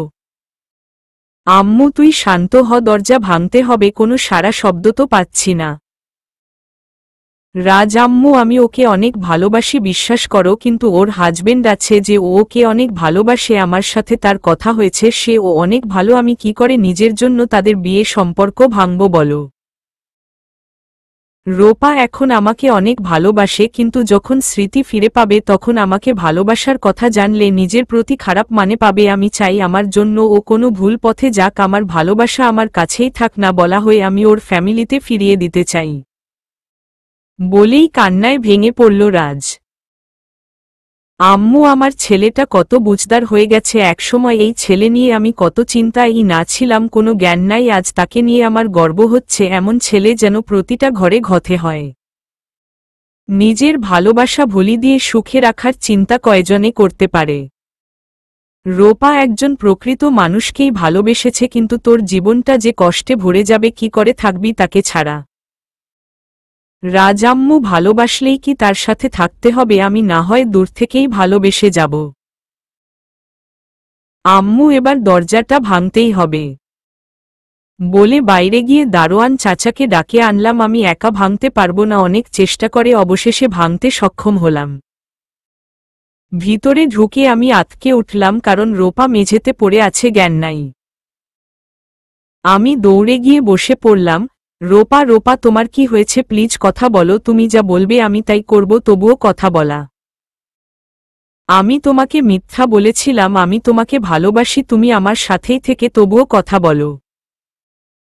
জড়িয়ে ধরে বাচ্চাদের মতো কান্না করতে করতে রেহেনা বেগম পাশে দাঁড়িয়ে ছেলের কান্না দেখছেন। রাজ এমন কান্না শেষ তার দাদার জন্য কেঁদেছিল, কারণ সে সব চাইতে বেশি তার দাদাকেই ভাসত, আর আজ রূপার জন্য এমন বাচ্চাদের মতো কান্না করছে, কিভাবে থাকবে ওকে ছাড়া? কিন্তু একটা বিবাহিত মেয়ে রাখবেই বা কি করে? আম্মু, রাজ এভাবে কান্না করলে তো কিছুই হবে না, তুমি ডাক্তার ডাকো। আম্মুর কথা শুনে নিজেকে স্বাভাবিক করলাম, রূপাকে কোলে করে খাটে শুইয়ে দিলাম, তারপর ডাক্তারকে কল করে আসতে বললাম। কিছুক্ষণ পর ডাক্তার আসলো। ডাক্তার রূপাকে দেখে যা বলল তাতে আমার পায়ের তলে থেকে মাটি সরে গেল। আমি এমন কিছু শুনব কল্পনাতেও ভাবিনি। ঠাস করে রূপার পাশে বসে পড়লাম, এত কষ্ট হচ্ছে, মনে হচ্ছে মরে গেলে শান্তি পেতাম, চোখ দিয়ে অজরে পানি পড়ছে। রূপা নীরব হয়ে আছে, মুখে কোনো কথা নেই, সে কথা বলার ভাষা হারিয়ে ফেলেছে। কি বা বলার আছে? আমি একটা বিবাহিত মেয়ে হয়ে কি করে অন্য কাউকে ভালোবাসলাম, এখন ও বাসি কেন? আমার সব মনে পড়ছে না কেন? আমি কি করে থাকবো রাজকে ছাড়া? না, আমি থাকতে পারবো না, কিন্তু আমাকে রাজ কেনই বা মেনে নেবে? রাজ একজন ভালো ছেলে, তার কি মেয়ের অভাব হবে না? তাহলে কেন একটা বিবাহিত মেয়ের সাথে থাকবে? কি করব কিছুই বুঝতে পারছি না, নিজকে পাগল মনে হচ্ছে। এত চিন্তা করে থাকবো কি করে? আমাকে আমার স্বামীর কাছে যেতেই হবে, তার বাচ্চা আমার পেটে, আমি কিভাবে রাজের কাছে থাকতে চাইতে পারি? এটা ঠিক না। আমি রাজের সাথে অন্যায় করতে পারি না, আমাকে চলে যেতেই হবে রাজের সুখের জন্য, আমার ভালোবাসার জন্য। রাজের জীবন আমি কিছুতেই নষ্ট করতে পারি না। রাজের কথায় বাস্তবে ফিরলাম। রাজের দিকে ভালো করে চেয়ে রইলাম, কি করে আমি এই মানুষটাকে ছেড়ে থাকবে কি করে? এমন কেন হলো? যদি তাকে নাই পাবো কেন? ভালোবাসা হলো কেন? দু চোখ দিয়ে অজরে পানি পড়ছে আমার ও রাজের, ও চিৎকার করে কাঁদতে ইচ্ছে হচ্ছে না। আমার কষ্ট রাজকে আর দেখাবো না, তাহলে ও অনেক কষ্ট পাবে। আমি জানি রাজ আমাকে অনেক ভালোবাসে। রাজ কি হলো, কথা বলছো না কেন? তখন কেন দরজা বন্ধ করলে? আমি কত ভয় পেয়েছিলাম জানো। আমি তোমার সব কথা শুনবো, তোমাকে যেতে হবে না ওই ছেলের কাছে, তোমার বাচ্চা আর তুমি আমার, আজ থেকে তুমি বিবাহিত, এতে আমার কোনো প্রবলেম নেই, বিশ্বাস করো। আমি শুধু তোমার কথা ভেবেই বলেছিলাম তোমাকে ছাড়া আমিও থাকতে পারবো না। রাজ কতটা ভয় পেয়েছে এখন বুঝতে পারছি, আমার ছেলে মানুষের জন্য এত কষ্ট পেল। না, আর কষ্ট দেব না আমি। তুমিই ঠিক রাজ, আমার চলে যাওয়া উচিত। অন্যের বাচ্চার দায়িত্ব তুমি কেন নিবে, আর একটা বিবাহিত মেয়ের সাথেই বা কেন থাকবে? আমি কালই চলে যাব বলেই শুয়ে পড়লাম। অনেক কষ্ট হচ্ছে, কি করে রাজকে ছেড়ে যাব আমি থাকতে পারবো তো? এই আমি দুই টানে পড়লাম। আমাকে রাজের ভালোর জন্য যেতেই হবে। কাঁথা দিয়ে মাথা ডেকে রেখেছি, বাইরে থেকে রাজ অনেক ডাকছে, আমি কোনো ওর দিচ্ছি না। পরদিন চলে আসলাম। সবাই বলেছিল থাকতে, রাজ আমার সাথে কথা বলার জন্য ও এসেছিল, আমি কথা বলার সুযোগ দেয়নি। এগিয়ে দিতে ও আসতে চায়, আমি মানা করে দেয়। দরজার সামনে দাঁড়িয়ে আছি, কলিং বেল দেওয়ার সাহস হচ্ছে না, অপরিচিত সবাই আমার কাছে। মনে সাহস এনে কলিং বেলে চাপলাম, একটা মেয়ে এসে দরজা খুলে আমাকে দেখেই চিৎকার করে ভাবি বলে জড়িয়ে ধরল। কান্না করতে লাগলো, আমি কিছু বুঝলাম না। একটু পর একটা মহিলা এসে ও আমাকে জড়িয়ে ধরল, সাথে কান্না তো আছেই। আমাকে ভিতরে নিয়ে বসালো আর নানা কথা, এতদিন কোথায় ছিলাম, কেন ফিরে আসি না, আমার জন্য সবাই অনেক কষ্ট পেয়েছে। আমি তাদের কোনো কথার জবাব না দিয়ে বললাম, আপনারা কে? দুজন দুজনের মুখী একবার তাকিয়ে বলল, মেয়েটার নাম মলি, আমার ননদ, আর মহিলাটি আমার শাশুড়ি। একটু পর আমাকে মলি নামের মেয়েটা একটা রুমে নিয়ে এলো, রুমটা অনেক সুন্দর সাজানো গুছানো। মলি, ভাবি এটা তোমার রুম? আমি কিছু না বলে দাঁড়িয়ে আছি, হঠাৎ একটা ছবির উপর চোখ আটকে গেল, আমার ছবি, একটা ছেলের সাথে আমি হাসি দিয়ে আছি। এরা যে আমার আপনজন তা আর অস্বীকার করার মতো নেই। কিন্তু আমি তো কিছু মনে করতে পারছি না, আর করতেও চাই না, মনে পড়লে যদি রাজকে ভুলে যায়। মলি, ভাবি তুমি ফ্রেশ হও, আমি তোমার খাবার নিয়ে আসি বলেই মেয়েটি চলে গেল। আমি কিছুক্ষণ বসে রইলাম একইভাবে, তারপর ফ্রেশ হয়ে আসলাম। মেয়েটিকে দেখলাম খাবার নিয়ে আসছে। খিদে পেয়েছে কিন্তু খাওয়ার ইচ্ছে নাই, ফোন রেখে এসেছি। ওই বাড়িতে সবার জন্য অনেক খারাপ লাগছে, কেন এমন হলো? মলি, ভাবি এভাবে দাঁড়িয়ে আছো কেন, খাবে না? আমি মাথা দিয়ে না বললাম, অনেক খাওয়ার কথা বলল কিন্তু আমি খেলাম না, ব্যর্থ হয়ে হাল ছেড়ে দিল। মেয়েটি চলে যাবার পর আমি শুয়ে পড়লাম। হঠাৎই কেউ নীলা নীলা করতে করতে রুমে প্রবেশ করল। আমি শোয়া থেকে উঠে বসলাম, দেখলাম সেই দিনের সেই ছেলেটি এসেই আমাকে দেখে খুশি হয়েছে, মুখ দেখেই বোঝা যাচ্ছে। আমার কাছে এসে জড়িয়ে ধরল, আমি কিছু বলার সুযোগও পেলাম না, ঘটনা এত তাড়াতাড়ি ঘটল। রাগের আমার শরীর কাঁপছে, হয়তো সে আমার স্বামী, কিন্তু এখন আমার কিছু মনে নেই। সে আমার কাছে একজন অপরিচিত মানুষ, সে জানে আমার কিছু মনে নেই, তবু এমন বিহেভের কি মানে? নিজের সমস্ত শক্তি দিয়ে ধাক্কা দিয়ে সরিয়ে দিলাম। আমি এমন করব সে হয়তো ভাবেনি, আমার দিকে অবাক হয়ে তাকিয়ে আছে। প্লিজ আমার থেকে দূরত্ব বজায় রাখবেন, আপনি হয়তো আমার স্বামী, কিন্তু এখন আমার কিছুই মনে নেই, সুতরাং এখন আপনি আমার কাছে অপরিচিত মানুষ। মেহেদি খবরটা শুনে আর নিজকে ধরে রাখতে পারিনি, এতদিন পর তোমাকে পেয়েছি, আবার আমি বাবা হতে চলেছি, ভাবো আমি কতটা খুশি হয়েছি। আমি কিছু না বলে তাকিয়ে আছি, সত্যি লোকটা অনেক খুশি হয়েছে, তার মুখই বলে দিচ্ছে সে কতটা খুশি মনে হচ্ছে। এই কথা, হাসি সব আমার অনেক চেনা, কিন্তু কিছুতেই মনে পড়ছে না। মেহেদি, কিছু খেয়েছ? মেহেদি, বলো। ওফ, তোমার মুখ দেখেই বোঝা যাচ্ছে খাওনি কিছু, এখন না খেয়ে থাকা উচিত না, আমি ফ্রেশ হয়ে আসছি, তারপর একসাথে খাব। আপনি কি করে জানলে আমি এসেছি? মেহেদি, রাজ ওই তো আমাকে ফোন করেছিল। আমি কিছু বলার আগেই চলে গেল বাথরুমে, একটু পর বের হয়ে খেতে যেতে বলল, আমি না করে দিলাম, অনেক বলার পর ও গেলাম না, অবশেষে ব্যর্থ হয়ে একাই চলে গেল। মেহেদী নিচে এসে খাবার খেয়ে নিল সবার সাথে, তারপর নীলার জন্য ও রুমেই নিয়ে গেল। রুমে এসে দেখে আনমনা হয়ে জানালায় কাছে বসে বাইরে তাকিয়ে আছে। আমি খাবার নিয়ে টেবিলে রেখে ও ডাকলাম, মেহেদী, নীলা। আমার ডাক শুনে পেছনে তাকালো, আবার সামনে তাকালো। আমি ওর পাশে গিয়ে দাঁড়ালাম। মেহেদী, কি হলো, আসছো না কেন? তোমার খাবার নিয়ে আসছি, আসো, রুমেই খেয়ে নাও। আমি বললাম, না, আমি খাবো না, আমার খিদে নাই। মেহেদী খিদে নেই বললেই হলো, মুখটা কেমন শুকিয়ে গেছে, তাড়াতাড়ি আসো, খাবার ঠান্ডা হয়ে যাবে। আমি খাবো না বলছি তো। মেহেদী, এত তেরাম কি করো কেন বলো তো? তোমার খিদে না পেলে ও আমার বাচ্চার খিদে পেয়েছে বলেই টেনে খাটে এনে বসালো। খাবার সামনে এনে দিল। আমি খাবারের হাত দিচ্ছি না। অনেক বলার পর ও চুপ করে বসে আছি। হঠাৎ উঠে গেল, ওফ, বাঁচা গেল। অমনি কেউ আমার মুখে খাবার ঢুকিয়ে দিল। তাকিয়ে দেখি ওই লোকটা। আমি অবাক হয়ে তাকিয়ে আছি, ভাবতেও পারিনি এমন কিছু করবে। মেহেদী, কি হলো, হা করে তাকিয়ে আছো কেন? খাও তাড়াতাড়ি। আমি কিছুই বলতে পারছি না, মুখ বড়তি খাবার, তাই খেয়ে নিলাম। আবার দিতে এলে মুখ ঘুরিয়ে নিলাম। জোর করেই খাওয়াবে তাই একাই খেতে লাগলাম। রাতে শুয়ে আছি, একটু পর লোকটা এসে আমার পাশে শুতে লাগলো। সঙ্গে সঙ্গে আমি উঠে বসলাম। আমি, একি, আপনি এখানে শুচ্ছেন কেন? মেহেদী, তাহলে কোথায় শুব? আমি যেখানে খুশি সেখানে ঘুমান, এখানে বাদে। মেহেদী, আমি তোমার হাজবেন্ড। আমি এখন আপনাকে চিনি না, সো অন্য জায়গায় যান। আমি আর কিছু না বলে খাট থেকে নেমে গেলাম। কবে তোমার স্মৃতি ফিরবে নীলা? কতদিন বলবে আমাকে চেনো না তুমি? কথাগুলো ভেবে চোখ দিয়ে দুফোঁটা জল গড়িয়ে পড়ল। আমি বারান্দায় চলে গেলাম। এতদিন পর নিজের ভালোবাসার মানুষকে পেয়েও নিজের করে পাচ্ছি না, সে আমাকে অপরিচিত মানুষ ভাবে।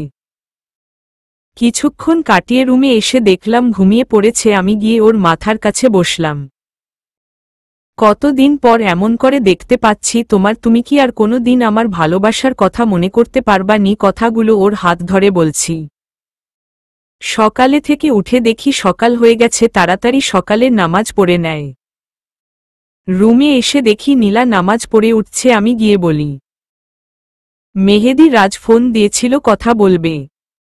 আমি সঙ্গে সঙ্গে ফোন নিয়ে নিলাম আর রাজকে ফোন দিলাম। হ্যালো, ফোন দিয়েছ কেন? আর ফোন দিবে না, ওকে বাই বলেই ফোন রেখে দিলাম। আমি তাকিয়ে দেখছি কেমন অভিমান নিয়ে কথা বলল। এমন করে আগে আমার সাথে বলতো।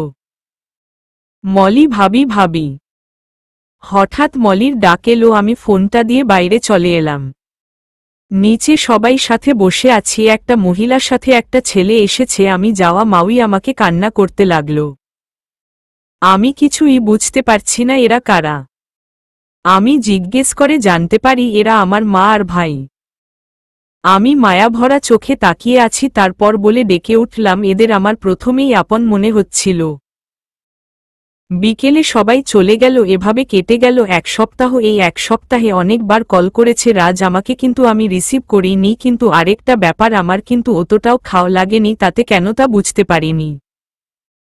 মেহেদী ছেলেটাকে যত দেখছি অবাক হচ্ছি। সেই দিনের পর আর আমার কাছে আসেনি, শুধু বলেছে আমার স্মৃতি আসা পর্যন্ত ওয়েট করবে। আমি রাজের এই ধৈর্য দেখেই ভালোবেসেছিলাম, সেই ধৈর্য এখন এর মধ্যে ও দেখছি। পরিবারের সবাই অনেক ভালো। মামুনিদের মতো রাজের সাথে কথা না বললে ও মামুনিদের সাথে কথা হয়েছে। এখন পরিবারের সবার সাথেই অনেক ভালো মিল হয়ে গেছে আমার। আজ আমি আর মলি বাইরের যাব ঘুরতে। সকালে মেহেদী চলে যাবার পর আমি আর মলি বেরিয়ে পড়ি রাস্তায়। আমি মলিকে ঘুরতে যাওয়ার কথা বলেছি, কিন্তু আমার মেন উদ্দেশ্য হলো ডাক্তারের কাছে যাওয়া, কারণ এখন অবধি ডাক্তারের কাছে যাওয়া হয় নাই। তাই মলিকে নিয়ে এসেছি। ওকে আসল কথা বললে হয়তো বাড়ির সবাইকে বলে দেয়, তাই আর বলিনি। মলি, ভাবি, আমরা এইদিকে কোথায় যাচ্ছি?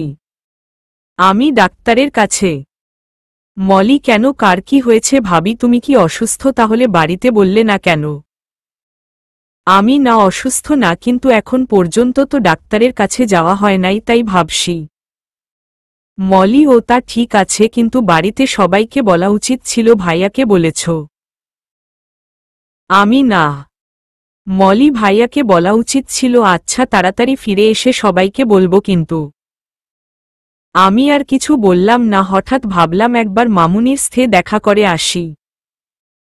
সেদিনের পর তো আর দেখা হয় নাই। আর রাজের উপরও অনেক রাগ করে ভালো করে কথা ও বলিনি, আমার এমন করা উচিত হয়নি।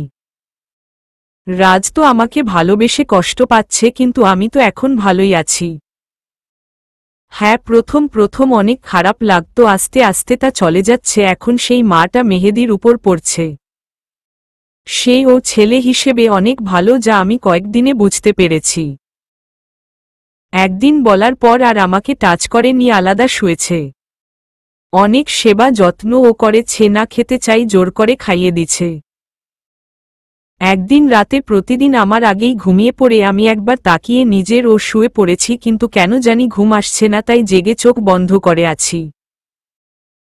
হঠাৎ মনে হলো কেউ আমার হাত ধরল, আমি চোখ খুলব অমনি কথার আওয়াজ পেলাম। কণ্ঠটা মেহেদির ছিল, তাই আর চোখ খুললাম না। চোখ বুজে রইলাম। সে কান্না করছে আর অনেক কথা বলছে, যা বলছে সব আমার আগের কথা। আমি ও সেদিন অনেক কষ্ট পেয়েছিলাম। তারপর থেকে আমি আগেই শুয়ে পড়তাম, ঘুমের ভান করতাম, প্রতিদিনই নানা কথা বলতো, তারপর কপালে একটা কিস করে চলে যেত। সে যে আমাকে ভালোবাসে বুঝতে অসুবিধা হয়নি। হয়তো আমি ও বাসতাম, রাজের শূন্যতা কমে আসছিল, তখন বুঝলাম রাজকে আমি ভালোবাসিনি, এটা আমার আরকন ছিল। রাজ আমার কাছে ছিল, তাই ওকে আমার মনের মানুষ ভেবেছি। এখন এখানে আসার পর মেহেদির জন্য ভালোবাসা খুঁজে পাচ্ছি। স্মৃতি না ফিরলেও আমি এটা বুঝেছি, রাজকে আমি অনেক ভালো বন্ধু ভাবতেই পারি, ভালো তো একজনকেই বাসা। মলি ভাবি, এটা কার বাসা? আমি আগে যেখানে ছিলাম তাদের, চলো দেখা করে আসি। আমরা দুজন ভিতরে চলে গেলাম। মামুনি তো সেই খুশি, এটা বলছে ওটা বলছে, সে আমাকে মেয়ের মতো ভালোবেসেছে। তাদের পেয়ে নিজের মা বাবা মনে হয়েছিল। আমি মামুনি, রাজ কোথায়? মামুনি দেখ রুমে, হয়তো ঠিকমতো খাওয়া দাওয়া করে না, খালি চুপ করে থাকে। আমি জানি কেন এমন হলো, আমার জন্য কষ্ট পেয়েছে। ও তো চেয়েছিল আমি চলে যাই। রাজকে আমি এজন্য এত আপন ভেবেছিলাম, ও নিজের থেকে অন্যদের খুশি রাখতে চায়। সেদিন আমার সাথে খারাপ ব্যবহার না করলে আমি কখনো ওইখানে যেতাম, ও না, এমনটা হতো না। আমি রাজ অবাক হওয়ার রমতো আমার দিকে তাকালো, হয়তো ভাবেনি আমি এখানে আসব। দৌড়ে এসে জড়িয়ে কান্না করতে লাগলো, যে কখনো আমাকে টাচ করেনি। সে জড়িয়ে ধরায় আমি অনেক অবাক হয়েছি। আগে আমি কত কাছে যেতে চাইতাম, সব সময় রাজ আমাকে বলতো বিয়ে আগেই আমি কাউকে টাচ করব না, আমি খুব ভদ্র ছেলে। কত ঝগড়ার না করেছি এই নিয়ে। আমার ও অনেক কষ্ট হচ্ছে, কেন এমন হলো, আমি কি করে রাজকে কষ্ট দিব? কিন্তু কিছু তো করার নেই, আমাকে তো আমার পরিবারের কাছে যেতেই হবে। রাজকে নিজের থেকে ছাড়িয়ে চোখের পানি মুছে দিলাম। আমি রাজ, প্লিজ নিজেকে সামলা, ও তোমাকে কান্না করলে মানায় না। রাজ, তুমি কি আমার কাছে আবার ফিরে এসেছো? রূপা, আমি তোমাকে অনেক মিস করেছি, তখন যেয়ে বলেছিলাম, কিন্তু এখন আমি তোমাকে ছাড়া থাকতে পারছি না। প্লিজ আর যেও না আমাকে ছেড়ে। আমি এটা হয় না রাজ, আমাকে আমার পরিবারই থাকতে হবে। তুমি অনেক ভালো, কিন্তু আমি আমার স্বামীকে ভালোবাসি, তাই এই কয়দিনে বুঝেছি। তোমার কাছে থাকলে হয়তো কখনো বুঝতাম না। তুমি সেদিন যাওয়ার কথা না বললে আমি তাকে ফিরে পেতাম না। তোমার কাছে আমি অনেক ঋণী। আমাকে তুমি ভুলে অন্য কাউকে বিয়ে করে সুখে থাকো প্লিজ। তুমি কষ্টে থাকলে আমারও অনেক কষ্ট হয়। এখন হয়তো ভালোবাসি না, কিন্তু বন্ধু ভাবি। রাজ, না, আমি তোমার জায়গা আর কাউকে দিতে পারবো না। তোমাকে ছেড়ে থাকতেও পারবো না, আমার মরে যেতে ইচ্ছে হচ্ছে। আমি প্লিজ এমন কিছু করো না, তাহলে আমি কখনো সুখে সংসার করতে পারবো। তোমার কোনো ক্ষতি হলে নিজের বেঁচে থাকার ইচ্ছে মরে যাবে। অনেক কিছু বুঝিয়ে চলে আসলাম, জানি না রাজ মানবে নাকি। ডাক্তারও দেখিয়েছি, মলিকে বলেছি কাউকে যেন ওই বাড়িতে যাওয়ার কথা না বলে। রাতে রুমে বসে আছি, এখন ও মেহেদি আসেনি। আজ ভেবেই রেখেছি হেহেদিকে মেনে নিব, কিছু মনে না পড়লে ও মেনে নিতে হবে। কথাগুলো ভাবছিলাম অমনি রুমে মেহেদির আগমন। আমি একাই উঠে গিয়ে ড্রেস বের করে হাতে দিলাম। একটু অবাকই হয়েছে, কারণ আজই প্রথম এই বাড়িতে আসার পর কাজটা করলাম। সেই কিছু বলল না, অনেক টায়ার্ড দেখা যাচ্ছে, জামা কাপড় নিয়ে বাথরুমে চলে গেল। একটু পর আমি খাবার নিয়ে দাঁড়িয়ে আছে, আজ দেরি করে বাড়ির আসছে, তাই আমি সবাইকে শুয়ে পড়তে বলেছি। বাথরুমে থেকে বেরিয়ে আরেক দফা অবাক হয়েছে, মনে হচ্ছে খাবার নিয়ে দাঁড়িয়ে থাকে। মেহেদি, কি ব্যাপার বলো তো, আজ এত সেবা যত্ন করছো? আমি কোনো ব্যাপার নাই, মন চাইল তাই করছি। মেহেদি, তা এগুলো কেন মন চাইল একটু জানতে পারি? কথায় তো বলো না আজ একদম বউয়ের দায়িত্ব পালন করছো, তোমার কি সব মনে পড়ে গেছে? আমি না, কিন্তু বিশ্বাস হয়েছে সব, এখন কথা বাদ দিয়ে খাবার খান। মেহেদি আর কিছু না বলে খেতে বসে গেল, এক লোকমা মুখে দিয়ে আমার দিকে তাকালো। মেহেদি, তুমি খেয়েছ? আমি না। মেহেদি, মানে কি খাওনি কেন? তোমাকে বলছি না খাওয়াতে, অনিয়ম করবে না। রেগে আমি হাত দিয়ে খেতে মন চায় না, আপনি তো সবসময় খাইয়ে দেন, ওইভাবেই ভালো লাগে। মেহেদি আর কিছু না বলে আমাকে খাইয়ে দিতে লাগলো আর নিজে ও খেয়ে শুয়ে আছি রুমে। মেহেদি প্লেট নিয়ে গেছে নিচে, আমি যেতে চেয়েছিলাম, আমাকে যেতে দেয়নি। এসে সোফায় শুচ্ছিল। আপনি খাটেই শুন। মেহেদি, তাহলে তুমি কোথায় শুবে? আমি কেন এখানেই? মেহেদি, তোমার না আমার সাথে শুতে প্রবলেম? আমি তখন ছিল, কিন্তু এখন আমি আপনাকে মেনে নিতে চাচ্ছি। মেহেদি, এভাবে মানতে হবে না। আপনি আসবেন নাকি আমি আসব? আমি উঠে পড়লাম দেখে মেহেদি ও খাটে এসে বসল। মেহেদি, মেয়েরা যে কি চায়, একবার খাটে আসবেন না, আবার না আসলেও জ্বালায়। বলেই আমার থেকে দূরত্ব বজায় রেখে অন্যদিকে শুয়ে পড়ল। কি অসভ্য, এমন করে কেউ শয়? আমি রেগে একটু গেসে শুয়ে পড়লাম। আমি কই, আমার হচ্ছে না, তাই একটু এদিকে এসেছি। মেহেদি, তাহলে উঠে যায়, তুমি ভালো করে ঘুমাও। আমি কি তাই বলেছি নাকি? আর একটু শোয়া লাগলে এমন করার কি আছে? মেহেদি, আমার কোনো প্রবলেম নেই, প্রবলেম তোমার হয় তাই বলছি। আমার এখন প্রবলেম হলে কি আপনাকে এখানে আসতে বলতাম? মেহেদি, কিন্তু আমি চাই, তোমার সব ভনে পড়লেই তোমার কাছে যাব। আমি আপনার সাথে খারাপ ব্যবহার করেছি, কিন্তু আমার তখন ও এবং এখন ও কিছুই মনে নেই, হয়তো কখনো মনে পড়বে, কিন্তু মনে পড়ার আগেই আমি বুঝেছি আপনি আমাকে অনেক ভালোবাসেন এবং বিশ্বাস করেন। প্রতিদিন রাত জেগে আমার দিকে তাকিয়ে কান্না করেন, আমি চাই না আর আপনাকে ও কষ্ট দিতে চাই না, আর নিজেও এখন সব মিটমাট করে হ্যাপি থাকতে চাই। স্মৃতি ফেরার জন্য এখন কার সময়টা নষ্ট করতে চাই না।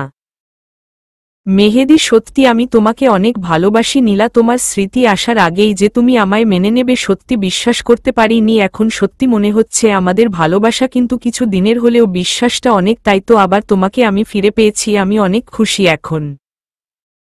বলেই আমাদের জড়িয়ে কান্না করতে লাগল। 2 দিন পর হঠাৎ রাজ এলো আমাদের বাড়ির, আমি অবশ্যই অনেক অবাক হয়েছি তাকে দেখে। মেহেদি ও বাড়িতেই আছে। রাজ, কেমন আছো রূপা? আমি ভালো, তুমি এই সময় আমাকে বলে আসতে।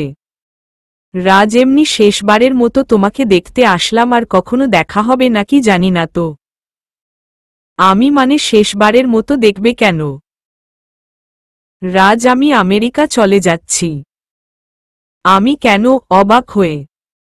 রাজ, এখানে থাকলে তোমাকে ছাড়া থাকতে পারবো না, তাই চলে যাচ্ছি। অনেকক্ষণ কথা বলা চলে গেল, আমি অনেক বলেছি না যাওয়ার কথা, কিন্তু সে আর আমার কথা শুনবে না, আমি আর কি করতে পারি, তার জীবনে আমার যাওয়া সম্ভব না। ও অনেক কষ্ট লাগছে, আমি তার জন্য দাঁড়ি। মেহেদি, কষ্ট পেও না। আমি কষ্ট হলে ও আটকাতে পারবো না। বলেই মেহেদিকে জড়িয়ে ধরলাম। সময় চলে গেছে, আজ নীলার একটা ছেলে হয়েছে। হসপিটালের বেডে শুয়ে আছে নীলা, সবাই অনেক খুশি। মেহেদি গিয়ে নীলার পাশে বসল। মেহেদি, আজ আমি অনেক হ্যাপি নীলা, আমি বাবা হয়েছি। এই দেখো আমাদের ছেলে। আমি দেখলাম একদম মেহেদির মতো হয়েছে দেখতে। মেহেদি, আমি আমাদের ছেলের নাম রাজ রাখতে চাই। মেহেদি, তোমার যা ইচ্ছে তাই রাখো, আমার কোনো সমস্যা নাই। বলেই আমার কপালে একটা কিস করল। রাজ সেই দিনই চলে যায়। যাওয়ার পর সবাই অনেক কল করেছে, কারো ফোন রিসিভ হয়নি, একসময় ফোন বন্ধ পাওয়া গেছে। আমার নিজকে দায়ী মনে হয় এখন, ও আমার জন্য, সে নিখোঁজ মামুনি এত কষ্ট পায় ছেলের জন্য। আমার এখনো স্মৃতি ফিরেনি, কবে ফিরবে জানি না, কিন্তু ভালো আছি, সুখে আছি। আবার রাজের জন্য কষ্ট ও পায়, শত হলেও ফ্রেন্ড তো ছিল একসময়, ভালোবাসি বলেছিলাম। সমাপ্তি।